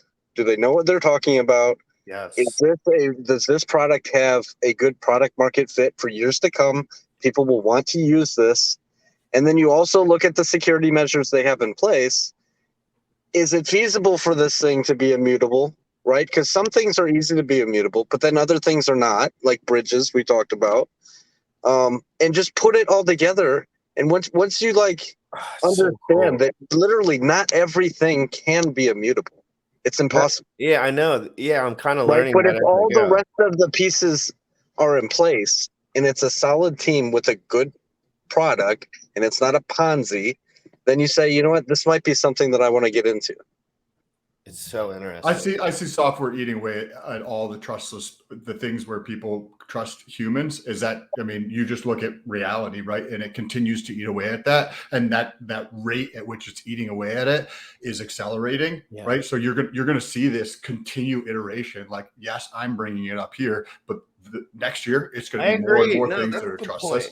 Next year, it's just going to continue to evolve, and maybe it's not the case today. 10 years, but could be 1 year. Yeah. 2 years, you're like, hey, this one piece we've iterated on it several times, and it's ready to go, lock and load. We're going to keep it the way it is at this one piece. Now we can build pieces around it that are separate, that are added to it, but this specific core piece is immutable, right? And if you have on and off bridges for shit on like major stuff, like it's over. Like, not saying it's everyone's investment strategy to buy this either. Like that's not everyone's. Some people are just rich and they want to have hex. But I know people that are rich and they want to have Bitcoin because it doesn't go up and down as much, and it makes them feel more secure. So that goal, So Sam, everyone's described strategy is different, Yeah, I mean, what you just described of iterating until you're happy and then you lock it in, right? That is very much a goal that we have here within PowerCity. Within certain aspects, right? As far as once we can get something to where we can lock it in and no longer make changes to it for certain things like Flex, right? We can make that immutable. It's doing one thing and it just needs to do that one thing very well. But Accelerator or Amplifier, where you're constantly adding new strategies and you're adding new things that you can route stuff to and new strategies to point to new DeFi, you can't burn those keys. Otherwise, you'll never be able to adjust those. Couldn't you just start with the pinhole, like this thing? Okay, this is immutable, guys. This is immutable. Like for me, right? Like I like that. It's appealing to me, right? And I understand there's millions of fucking dollars. There's plenty of people. It's going to help with adoption, 100%. But I'm like, okay, this one thing, this with Pulse X, that's immutable. Yeah. So we're going to now the add thing on is, this piece. Liquidity pools can change, right? So a protocol that you're farming tokens from, maybe the farming rewards are voted out and that no longer earns anything. What happens to that strategy, right? Or maybe Drop the it. protocol that you're farming against has changed from one liquidity pool to another because maybe they upgraded their token.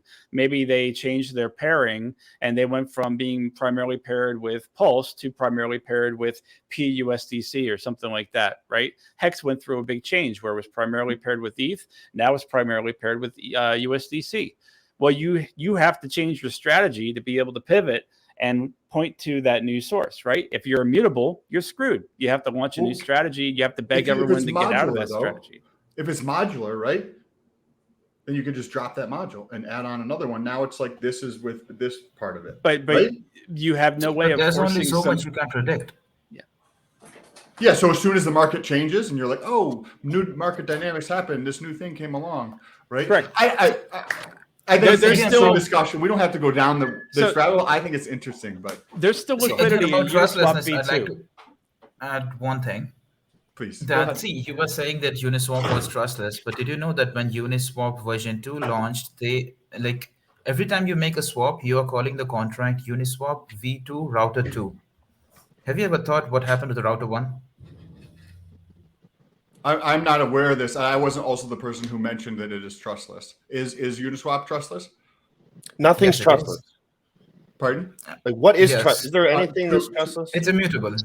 Okay. So you're saying Uniswap V3 is immutable. Is that accurate? All Uniswaps are immutable. Okay, cool. And there's a router that was added in December, from what I'm aware of, that routes it to V2 when appropriate. And you're saying what happened to a router to V1? Is that No, am I that's understanding just correctly? what you're talking about. That's just the front end. There was no contract additions. But what my question was, whenever you made a swap on Uniswap V2, if you checked Etherscan, the contract that you were actually calling was Uniswap V2 router 2. Now, have you ever wondered what happened to the router 1? So the thing is, Uniswap team worked on Uniswap V2 for 1 full year, and then still the day after launch, somebody came up with an issue regarding when they were swapping tokens that had fee on transfer, which was not already included in the swap functions. So they added an additional router as a wrapper around the primary core functionalities that had the base features and the swapping with fee on transfer tokens on top of it. And then they added that contract, and then for the front end, they swapped out the previous contract with the new one. Most people never notice that. You can call that, it is still kind of completely trustless, but it comes down to the question of what exactly do we consider trustless? Because then we relied on the competence of the Uniswap team to make that judgment call within 1 week after launch. So this is really interesting. So what it sounds like they did, just because I've never heard this, they screwed up a little bit with their Uniswap V2. They redid it the next day, and all they did is change their front end and didn't tell anybody. So their front end actually pointed to the new contracts that they had to build. Yes, and What it's you're not a doing, mess what up. you're doing. It's just a lack of foresight regarding some kind of tokens. They were perfect with their suggestions, but even they got two formal audits, 3 independent audits, and even after that, nobody decided to point out that this might be an issue for this particular type of asset. I think you're pointing to my solution, though. Pick one area, make it immutable, and then add on as you see appropriate. I don't need to necessarily know that you're adding on an additional strategy. I just want to know that this thing here is the immutable piece of it, right? And what See, you're again, you're describing what I'm talking Yeah, about. So it just sounds like. just to solve your problem, the thing is the way we need to see is what exactly is being trusted. Just because some contracts can be changed in the future doesn't mean that we can't make predictions. There are still limitations on what exactly can be changed about it, how frequently it can be changed. And see, just because a user can change paint the outside of your house doesn't mean he can enter your house and steal your belongings. Correct. So the Uniswap team, they had the ability to change the router for all future swaps, but they didn't have the ability to steal the funds from any of the liquidity that had already been added. That's what I'm That's the talking same. about. That's the same thing with most of our stuff. When we make Flex, like Flex is completely immutable except just one function, the pool that it is going to be swapping from. Similarly, for the core, we are going to make adjustments on withdrawals and emission rates and future pools and that core is a really vast thing. But my point is that doesn't mean that we have the ability to steal the money that you have staked on our protocol. Yeah, There are but just limitations like to what we Celsius can and doesn't can't do. have the ability to steal the still have Celsius, the but they have the ability to fuck ability up. to do whatever they would like. Is like HODL mode, for example. When I bought Celsius a year and a half ago, I sold it way like long ago, so I hadn't really thought about it much. I was not aware of HODL mode. I'm glad I See, didn't have to engage with HODL mode, but I think it seemed to me that they could just add stuff that changed the game. They didn't steal my shit. That's a lot different. That's a no, lot no, different. no, though. no, no. Like, I so, would like to I'm rectify just one thing. wondering. I'm just talking So, concept like- related. like You what see, Power but the City thing has here is smart contracts. You're interacting with these smart contracts, and Power City can make limited parameter changes to those smart contracts to keep it updated and relevant. What's different about that than something like Celsius is with Celsius, you're literally just giving your coins away to some central entity, and they can then do whatever they want with them. And they go invest that and lose all your money and then become fractionally reserved and don't have enough money to pay out everyone the returns they were promising. And it just becomes just a big, giant mess because you gave your coins away, not your keys, not your coins. But that's very different than interacting with something like Uniswap or Power City, like that's on chain. See, the very basic difference here is Celsius is a product that was marketed as you give us your money, we do whatever we want with it, and you agreed to it the moment you decided to deposit. There was a verification transaction that you had to sign, agreeing to them having complete ownership of your money. But with PowerCity, we never said that you give us your money, we do certain things with it, and if we mess up, it's your responsibility. We are not doing that. If that was our business, then that was a completely different perspective. What we are doing is you do whatever you want with your money. We have these many provisions, you choose. Now, somebody else can later and down the line decide to offer a feature where they play the role of the Power City Celsius. In fact, we would also provide one of those services inside one of our own products that provides them the service. But when using that particular service, that doesn't mean that they are impacted by the performance of some other service which it doesn't depend on. When they decide to opt into that particular service, they are voluntarily choosing to give up their money at the behest of someone else's discretion to do whatever they want with their money. But see, Power City is such a vast ecosystem, and there's so many products. When you're using any one product, you don't even need to know that the others exist.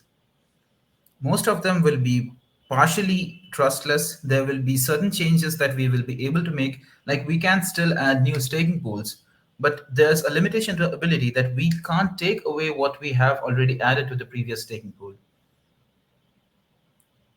So that's the thing that you need to decide about trust, that how far are you trusting? That's Now the imagine thing, if though, I, how much stuff that it's hard to see because I haven't seen that much stuff survive since I started that had many components. Well, maybe that's not true. Like I don't know. There's so many. I'm not saying anything about like the product itself. There's just so many. Like crypto is crazy. Like it's a wild place to be, and there's risk associated with all of it. But it's almost like there is counterparty risk. Is it fair to say that there is counterparty risk? Like, Most I mean, just as a definitely. concept, like Most definitely. no, it Definitely. isn't. Definitely. I mean, No, if see- somebody else has some control over fucking shit up like that, I mean, unless you're really defining counterparty risk, just as like being at a small baseline, niche, like just of- at a baseline, not of like course there's counterparty risk. just like you could probably Hex has counterparty risk, kind of, because I mean the OA could do shit. I mean, is that a counterparty? I don't know. I don't know what they consider. Maybe How far can the counterparty OA is do shit? They can only influence the market price and the level of liquidity. The That OA isn't- can never that's go doing and a steal lot of somebody shit, else's though. stake. That's true. So, See, the thing is, yes. Go So the ahead. thing is, there is limitation to what somebody can and cannot do. Now, when you signed up to using Hex, you agreed that I will be relying on the OA for moving the price action. Right. But now today, if somehow they decide that they are going to make certain protocol changes, where they would be able to adjust the individual stakes of users, you didn't sign up for that. Right. And they wouldn't be able to do that. Right. And you're trying to say that that's how you're trying to structure things. It sounds like at PowerCity with the different pieces of it. It appears that that's how you're trying to do things. It sounds like. Is that accurate? Yes. I see where you're coming from. No, I totally get. Like, I'm just putting everything together in my mind too. These are complicated concepts. For just the whole blockchain ecosystem is complicated because there's a lot of social consensus involved, right? So like if I was creating a product, half of it would be like marketing and trying to figure out how to make people like it. People don't care as much about this conversation, right? Like we do, like as people that would maybe really think about putting a lot of money and dedicating way more time to something, we're going to pay really close attention. But the average user just wants ease of use. We could talk all day about what's going to go on, but people use Coinbase, don't they? A lot of people. Well, but I'm saying, like, just at a baseline, even like it's all about marketing at the end of the day. Like for me, that's how I always think about it. People are going to use whatever people are talking about, in making it user friendly, and somehow somewhat lack counterparty risk is a good idea. You know, like it's interesting.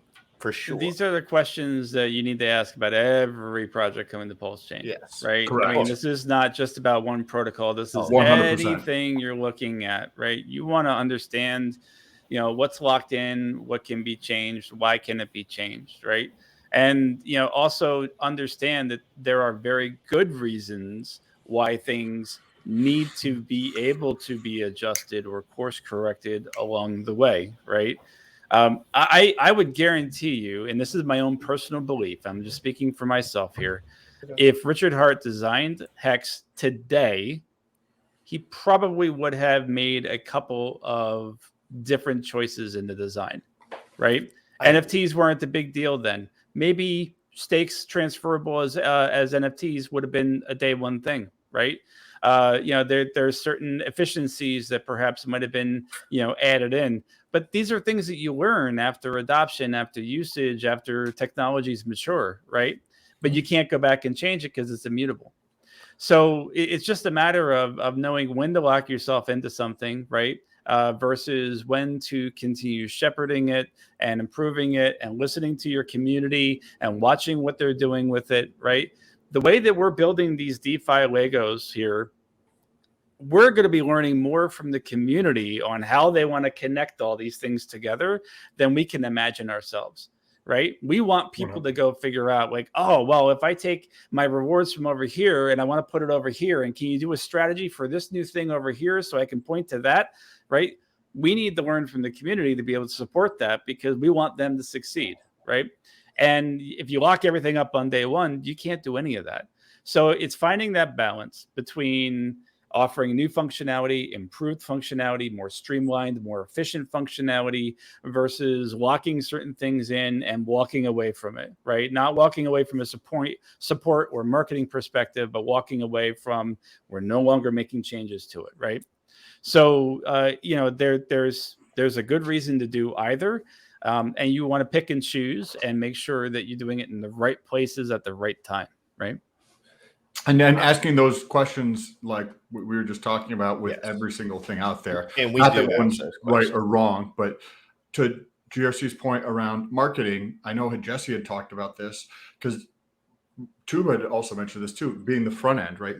It's such what we're going to see. That's what I'm going to see, right? I'm going to see this fucking front end here. And it's like, oh, this one's cool. Like curve.fi, right? Garbage, right? You look at that and it's absolute trash, right? Somebody could easily come out with 2.0 curve and it would be far more successful if they just did a new UI UX. This is a You great don't like the transition. retro? This is a great transition. No, that scares me, bro. Like, I don't front want end. to touch that shit. Sam, look at this front end and see if you have any. I'm going to let this play for a minute and a half. See if any of these buttons ring any questions in your head. I'm going to be looking at it too, guys. This is really cool music too. So a good little break until we get into the last 26 minutes of the segment, guys. And at the end, there are a bunch of questions people ask that are a little more specific about the sacrifice and a bunch of other random stuff. I have them all starred and I'll save them for the end. So if you have any of those questions, just throw them down there and we'll ask right before we go. Let's play this real quick.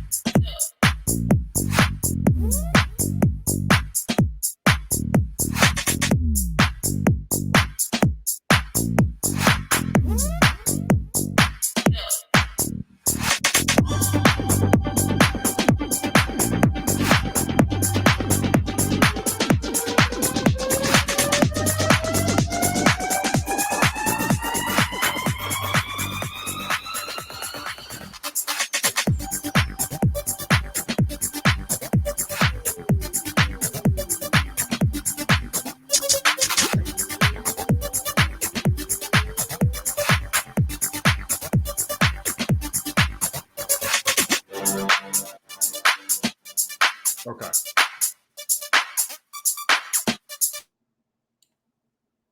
Nice. That's cool. I like how simple that is. The colors are great and the design is great. Well, can people just go to PulseX and purchase Y? So Watt specifically will only be purchasable through the core. So there's an internal market maker built in. So you buy Watt from the core, and you'll be able to then stake it in the core. The Flex protocol, you'll actually be able to swap and buy that through PulseX. So that one will be a little bit different, a different setup, but that one will rely on PulseX for the liquidity. Okay, interesting. Jesse, you had mentioned you wanted to make some points about the front end here, and I'm curious to hear what points you wanted to make about different front ends, because I see PowerCity looks sleek, right? It's like seems very simple to use, unlike Curve, right? I see liquidity on Ethereum, and then I see Curve's ridiculous. the marketing of liquid loans, and it's way better. Way better perception. So go ahead, Jesse. Yeah, so I think it's always a very positive thing when you have interoperability between different protocols. So, of course, anybody can run a front end for liquid loans. Anybody can run a front end for Uniswap. Anybody should be able to run a front end for PulseX. And like when you do that, like you're just giving more choices. And remember earlier when we talked about like on-ramping, bringing people in through different chains and stuff? Naturally, you're going to have certain protocols that bring in user bases that like to use like the particular thing that brought them to the chain to begin with. So when you have a protocol that interacts with other protocols right from their own front end, like it benefits everybody. It benefits the whole chain, right? So that's one reason interoperability is cool. Another thing that's really cool is like when you have the ability to use a token from one chain or from one protocol in another protocol, like that's always cool too. Now, many times you'll find that yield can get out of hand. For example, if the only place you have to stake it is one single place. But then if other protocols start giving options for you to do things with those tokens on their platform as well, then you'll see some sort of migration, and you'll actually see the yield go up on the base layer protocol, but then people are also earning yield on the other protocol that like some team built, right? The more places you can interact with coins, the better. The more places you can access different protocols, like that's also better. It's good for everybody. And PowerCity is doing a combination of that, with the auto compounder and with the Flex. And it's just a super positive thing for the chain, in my opinion. That's cool. I'm looking forward to this coming out. I'm looking forward to Pulse launching. What are your David Feeder came on the other day, and I would be curious to hear all three of your opinions on this. He had mentioned 3 or 4 times. He's like, yeah, wouldn't be surprised if we get it by next summer for Pulse. Right. And I'm curious to hear what your thoughts are, because a lot of people like to think optimistically, right? I think that's probably human nature for a lot of people, unless you look at like the news, but we like to think optimistically about things that we're excited about. And I could easily see something playing out for next year launch time, and curious to hear, what your guys' thoughts are. Jesse, you're unmuted first. So you want to talk about that? Yeah. So it's impossible to know. We all think that like it feels like Pulse Chain's done, right? There's no new commits, for some time. Richard's devs are working on it seems like some random stuff that doesn't necessarily have to be complete to launch the chain. So some would argue, and I've kind of gone both directions on this, because Richard has said that he's not waiting for the bottom of a bear market. It's going to launch when ready. But yet at the same time, it literally feels like we're waiting for some $11,000 Bitcoin before a launch, right? That's just what it feels like. Whether it's true or not, like who knows? So who knows when it launches? But I will say the longer it takes, the better it is for the chain altogether, because more and more protocols will be built, audits completed, like numerous protocols. Like, wouldn't it be cool to launch a brand new blockchain with like thousands of protocols on it? Like we said at the beginning, that doesn't mean you're going to use them all, right? You're going to pick the ones that you like to use. But that is that's really cool. That's something that other blockchains really didn't do. A lot of blockchains either had some sort of it felt like stealth deployments, and then, protocols started to trickle in and launch on them, and they had to build from the ground up. But with all this delay with Pulse Chain, what you're seeing is like dozens and dozens of protocols that are launching complete and ready to go. And that's not even taking into consideration all the cloned tokens, which who knows what those will do. A whole other conversation altogether. The long vacation, and then I want to hear Tuba real quick, just before I got a DM from one of the founders over there at PowerCity, and Toshi Flow, and he said if you DM him, he'll send you Flex testnet tokens. So I'll put his Twitter right here. So he said if you DM him, he'll give you some Flex testnet tokens so you can play around with the testnet, guys. If that's your thing, go check it out. We'll share that into the comments on both channels to check it out. Good call. Long vacation. Yeah, there is a Flex LP on PulseX, right? So you can go see the token there. But yeah, he can hook you up with some to go play around with. The protocol is not ready, so the actual front end for Flex isn't there yet. But the tokens are out there if you want to mess around with them.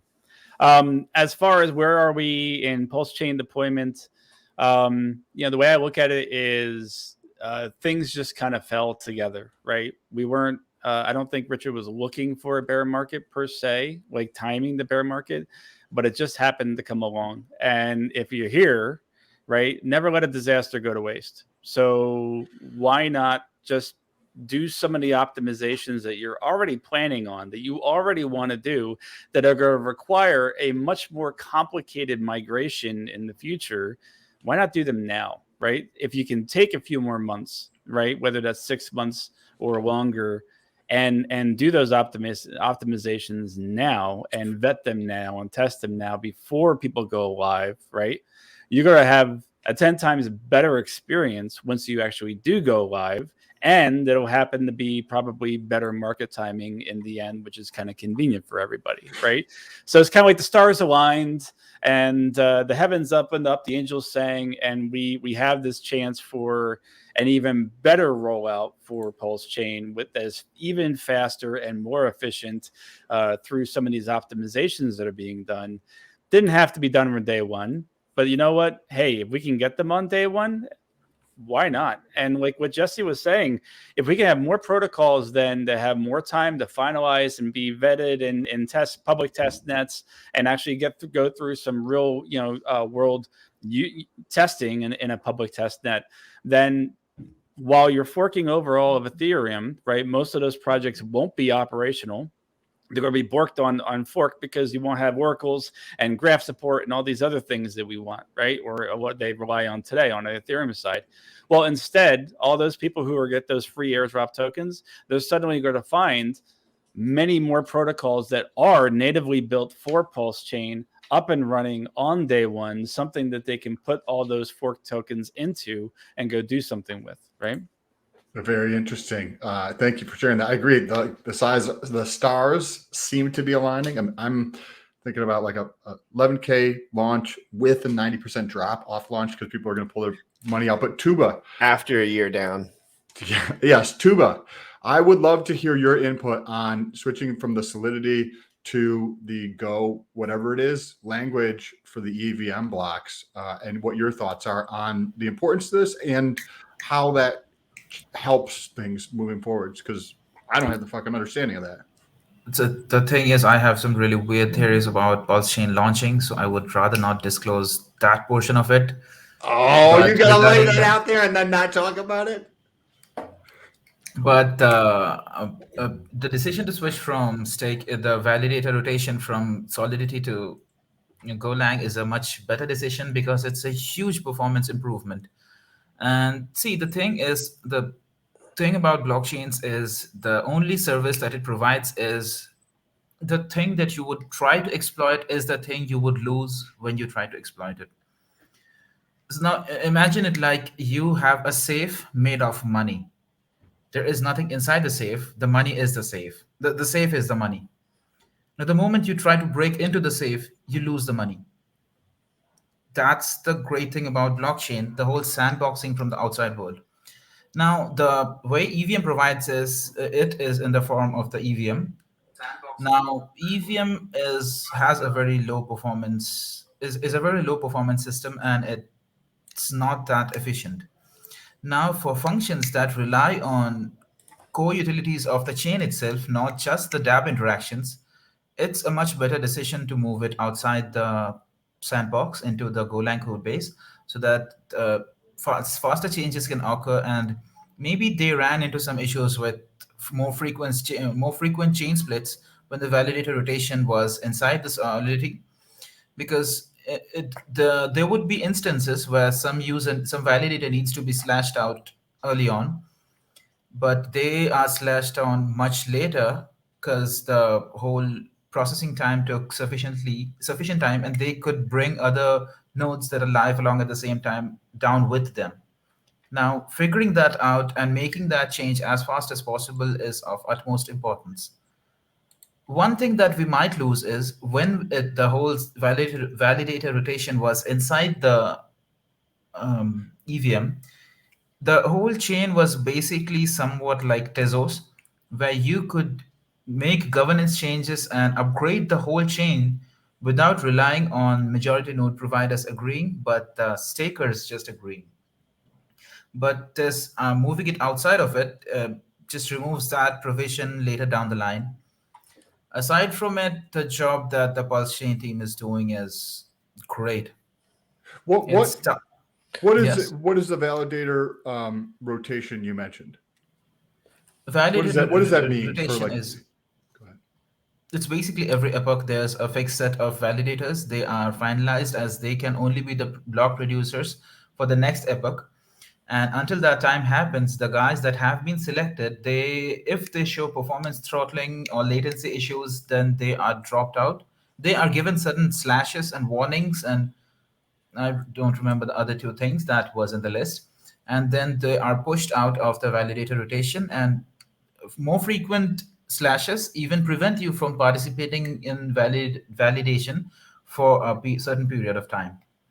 So it's basically We're gonna keeping the have to most talk to performance Feeder. nodes in the network and push out everybody else. Yeah, I've read a little bit about that, but I'm still super like nuanced learning to the whole server thing, or to the Do validator you want to pull up thing. some of those questions? Well, I do. Bullish wants to come on and share a couple of things real quick. What's good, Bullish?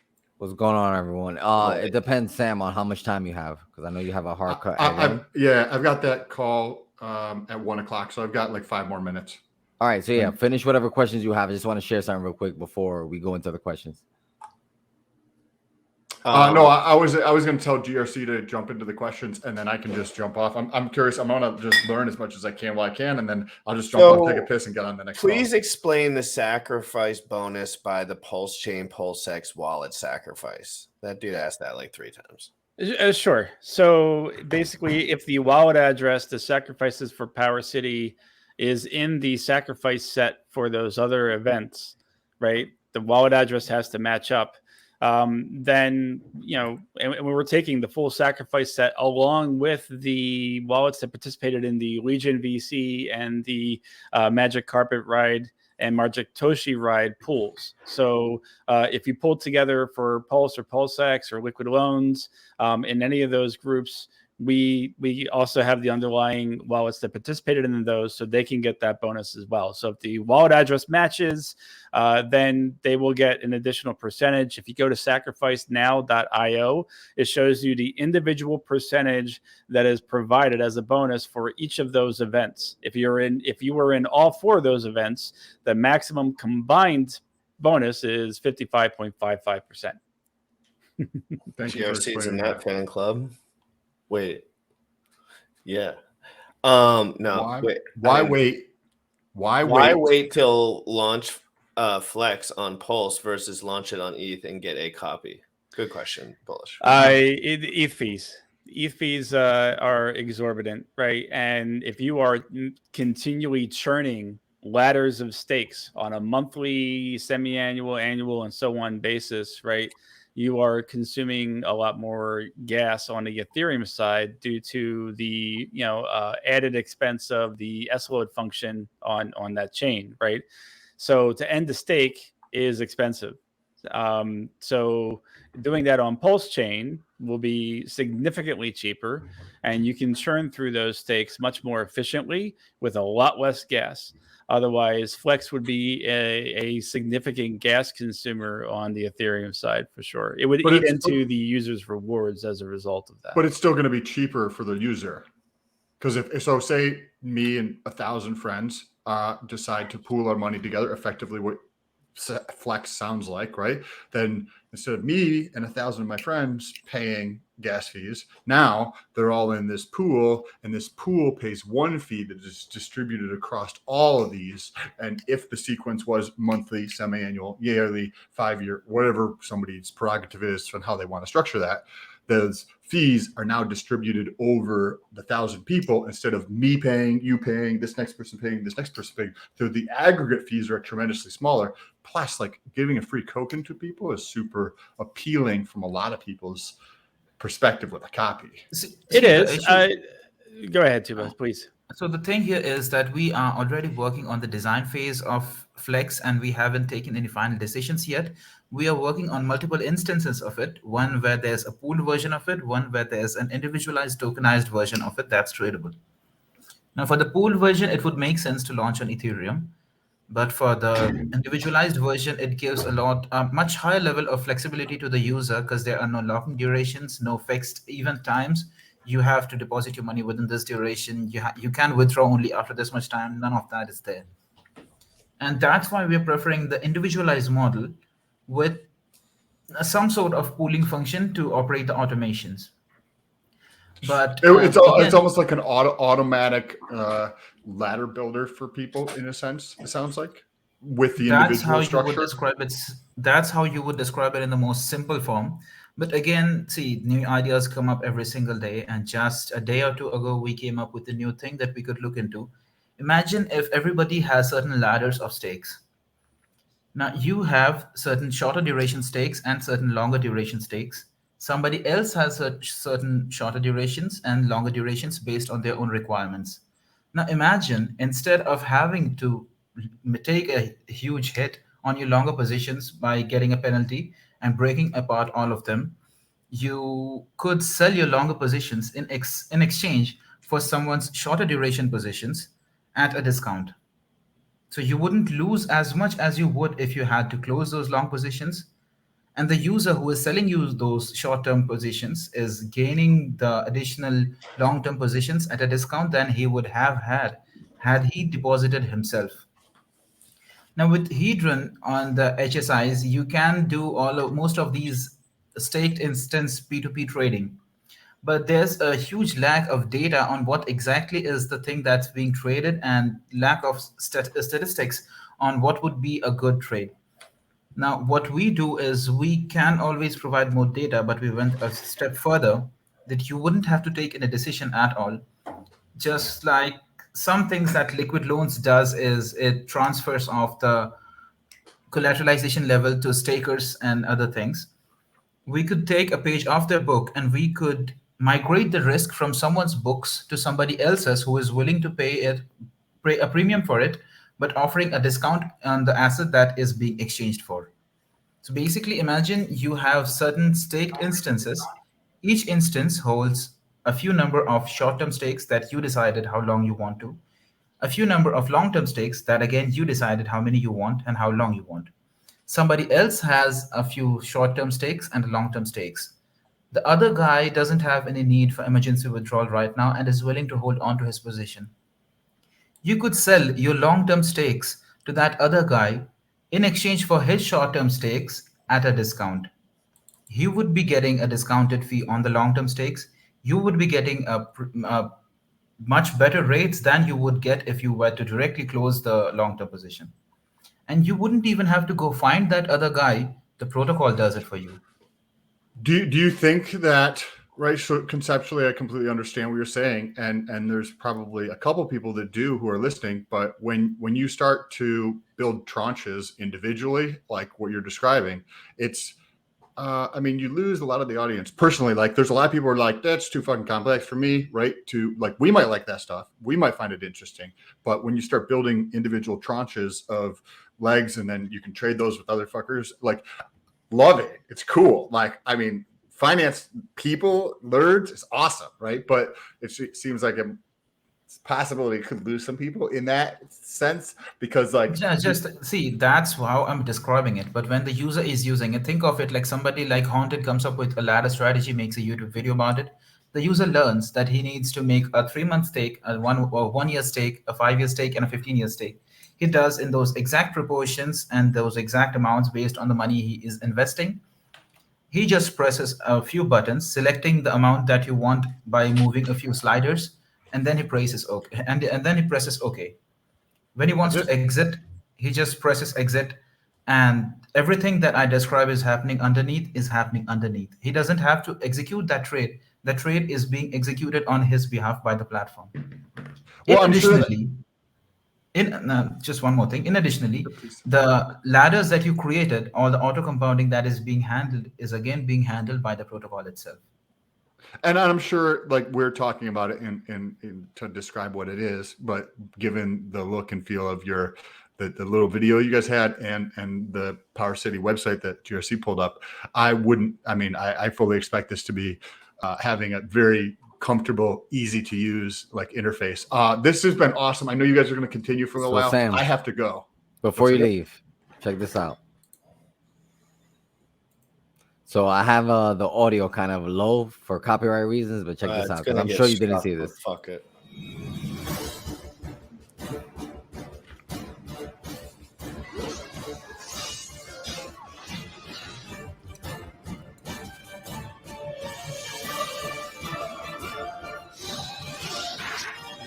No longer stand between me and my destiny. I will.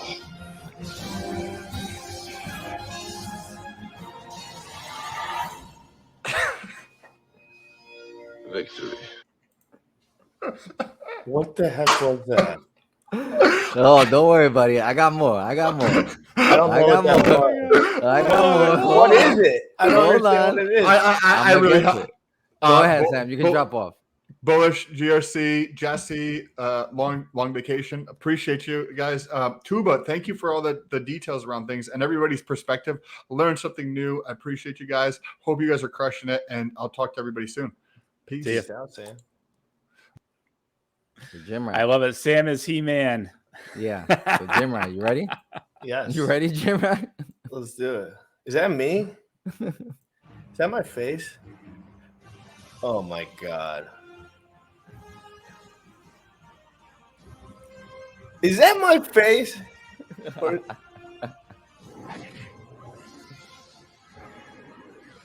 That's not. I'm so confused.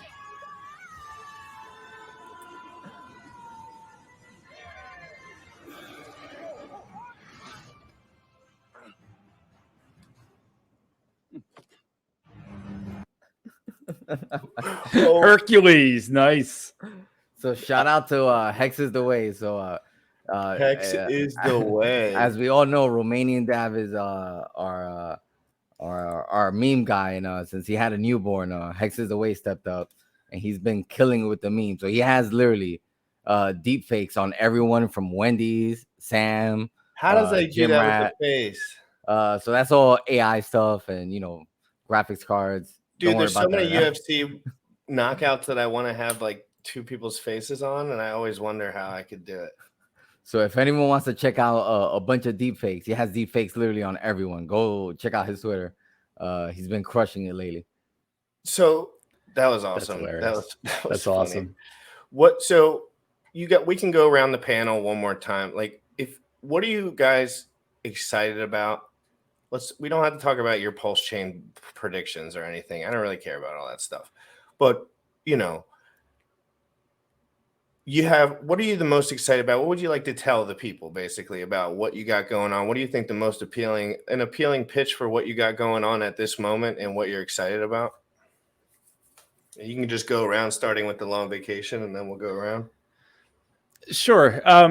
Naughty Panda actually described it really well last night in our Telegram. Just that basically, what if you had a single token that you staked that provided you a share of revenue from 5 other protocols on Pulse Chain that are doing key DeFi services, providing key DeFi services, that you just have to participate in one place to have a share of all of that, to have exposure to the entire ecosystem, right? And even if you don't want to trade NFTs or use liquid loans or, provide a liquidity and farm rewards there, or even use Flex, right? You have one place to be able to participate in all of that, right? That's unique. And no one else is building an ecosystem like this on any chain, let alone Pulse Chain. So I'm just excited about bringing this new set of DeFi money Legos to Pulse Chain in a new way to make it easy and flexible and customizable, right? And if we have something new and unique and really very, very, very, I'm losing the words because my coffee is already wearing out here. No, but, I know what you're saying, though. It is awesome. It's what you're building is something that you can change and move forward and grow, and it's sticky and it's a good ecosystem and it's cool. No, then you have a reason to come to Pulse Chain, right? And we want people to have a reason to come to Pulse Chain and stay on Pulse Chain, right? And the more teams that can do stuff like this to drive people on the chain, we can help drive adoption. So ultimately, we all win, right? Yeah, no, for sure. What about you, Jesse or Tuba, whoever unmutes first? Jesse, you can go first. You will have to restate the original question. You sounded like a What would you like to tell the people before we wrap up in the next like 10, 15 minutes about what's with you, what's going on with the project, what you're excited about, anything you want to shill or work on or talk about or anything? Interoperability is like really good for any blockchain. Having ways for people to fiat, or not necessarily fiat, we need that too, but having ways for people to on-ramp through bridges, not just back to Ethereum, but to other blockchains. In particular, like BSC, that's where all the degens hang out, right? And billions of dollars flow through there. We want those people to come over and learn about good, solid protocols that are long-lasting, right? So how do you get them? You got to build a bridge to BSC. You got to give them some things that they like to play with. Right now, you got to give NFTs to the NFT lovers, but then simultaneously, like, you're giving them protocols that are good and built by our quote Hexagon community, and doxed people doxed people. That's a big deal. So it's all about bringing just mass adoption, giving people the tools that they like to play with, and then having interoperability back to the things that other people like to play with. When you can do that, you've just made a successful blockchain. I think that was a great description right there. And before Tuba talks, I just want to add on to that because Jim Rat knows this. I'm pretty much transparent, but I do a lot of stuff on BFC, and I've made decent money on BFC. I only hide it from the Hexagon community because it's it's shame on you kind of thing.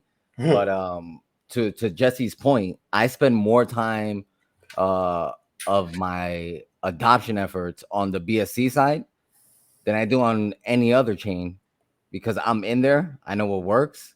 I know the similarities. You know what I mean? I'm going in to understand what also is going to be coming out the Pulse chain from the good stuff on the BSC side and also the bad stuff on the BSC side. Yeah. So I'm in complete Bullish is agreement in the with Jesse trenches saying. over there figuring out what's going on. I don't go over there. I'm not ready. But Yeah. ready. I What play around with a lot of different protocols. makes you better too at like doing shit. Even if it's just a couple bucks, because I think, hey, this thing looks like it might be like a broken protocol, but I want to understand it so that I can know better, like where all the different failure points are for like when I got into stablecoins. Listen, I dug so deep learning how all these different stablecoins function and why are these teams buying Bitcoin on a different chain and then claiming that it's backing the value. Like, so I would play around with this stuff and I'd look at it, knowing that this thing is going to be a failure, but I need to understand it completely. Exactly. And I've been very transparent with Jim Rat and even Sam, because sometimes they tell me, yo, dude, this shit is total crap. And I was like, yeah, but I need to know what crap is. Yeah, it's true. I can afford to, like, just I'm in a situation where I can afford, whether it's a couple hundred or a couple thousand, you know what I mean? And believe me, it's not, I'm diving a couple thousand into all these bullshit stuff, but I can afford to put a couple $100 and see what it feels like and see how it works. So when it gets forked or a copycat version comes onto Pulse Chain, I saw it already. And don't ever FUD a protocol unless you can sit down and explain that protocol yourself. Exactly. Because it makes no sense, and you just look like an idiot if you FUD something, and then somebody says, "Cool, you're FUDing it. Tell me how it works," and you can't explain yourself. Exactly. And like one of the things here, like, So learning true. from my mistakes, I'm here to get to the truth and to understand how these things work, because I've made the mistakes twice and I'm not going to make it again. So if I have to lose, a couple $100 to learn from that mistake, I am completely willing to do it. And I'm not advising everyone else does it, but this is my journey. This is why I'm doing it. You know what I mean? And I'm completely willing to share whatever the outcome is of that. I totally agree. I'm the same way. I actually have confidence in myself. So I in the future think I don't really think about my crypto as all of my wealth. It's just I'm in a different situation though. It's just if you're fudding shit, well, everyone that does FUD shit doesn't know anything about it. So it's kind of like if you are FUDing, generally, there's two guys that FUD shit properly. Literally, two, and they do 20 hours of analysis on it. And no one else does that shit because they just want to speak about their bags. What do Bitcoin guys do? They just want you to buy Satoshis so that they can have money. It's just the way it works. People just, they just support what they support. But some people hate their lives and decide to go on the internet and just say whatever. And that's a lot of people, believe it or not, What about you, Tuba Terminator, before we go? When it comes to the immutability factor, the dev side of things, you had a lot of good stuff to say in there. I mean, you really did. And you cleared up a lot of stuff for me and Sam because you just know way more of the specifics. Anything you'd like to talk about PowerCity or anything? So from my part, it's mostly that I have a lot of freedom to do whatever I want to build the stuff that I love. And the team gives me a very high level of freedom to make substantial changes in very short durations. And that's a great thing I can't appreciate enough.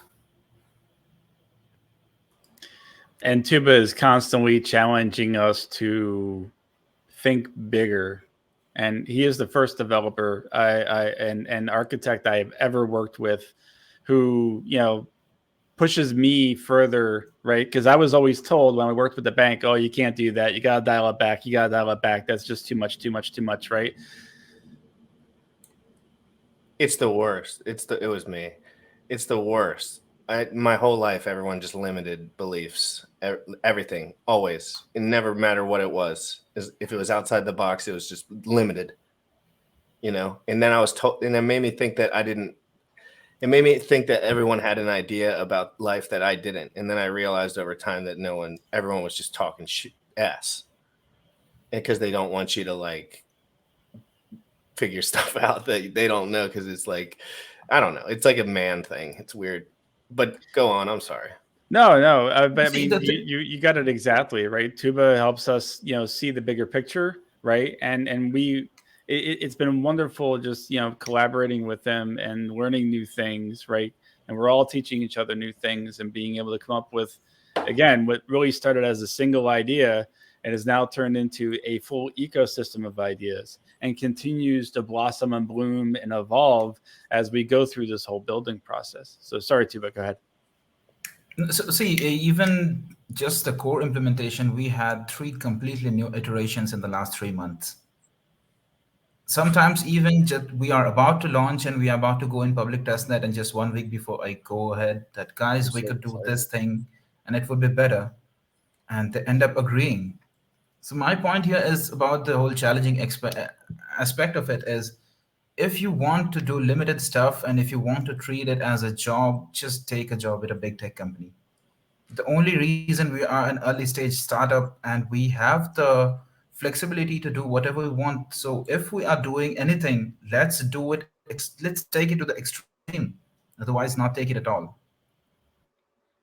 Yeah. And these pivots that we've made, oh my gosh, it has made what we are building hundreds of times better than the original vision that we set out with back in January. And, having the ability to learn, right, and actually take those lessons to heart and make improvements, right, and commit to trying to do what is best for the community and what is best for the protocol long term, right? Those are the tough decisions. Could we just go rush something out just because we want to say firsties on testnet? Sure, right? Is that going to be the best thing that we can offer our users, though? Probably not.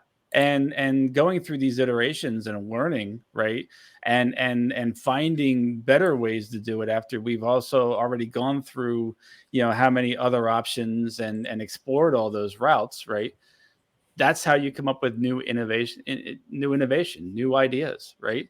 So we're proud to be able to learn and apply what we've learned and evolve and try to build something that no one else is doing. And this latest iteration that we're working on is freaking exciting. It is truly new. I can see what's going. I can see it. Like I can see what you're trying to say. Like like the whole thing. Like I can see where you guys are coming from. It's fun. Everything you're doing is fun to work on, I'm sure, or at least there's some creative aspect to it, which is great. You can't find that in many places. And there's a scalability aspect to it, which is just more fun. It's just endless scalability possibilities. Then they just come up every day. You're never going to have a month off. There's always going to be layer ones that come out. There's always going to be bridges that need to be bridged in. And once you guys get a hold, are just moving and everything's working, it's going to be crazy for everything, like everything, all this stuff that's working properly is going to be amazing. I think that's what I like to hope. And my time is up. We've been on here for a while. This is the longest show I've done in a while. So this has been great, guys. I appreciate you so much for coming on and telling everyone about PowerCity and just kind of like giving everyone another 2 hours of insight, because that's what it takes, guys. That's why we do the long form content. It's not as easy. If you actually want to know what's going on, it's not as easy as just like hearing someone say one tweet. It's just not that easy. Like you have to understand there's a lot of nuance here within all of it, all the way down to politics, finances, all of it. It's all there. So you got to really know what you're talking about. And that's why we do this long form content. I don't think any 10-minute video is going to be able to get to the gist of, for the intellectual, of course. That's kind of what we're going after here. But anyway, guys, I dropped my Telegram and I dropped my Instagram below. I'm going to put all these guys' links below while the music video is going on at the end.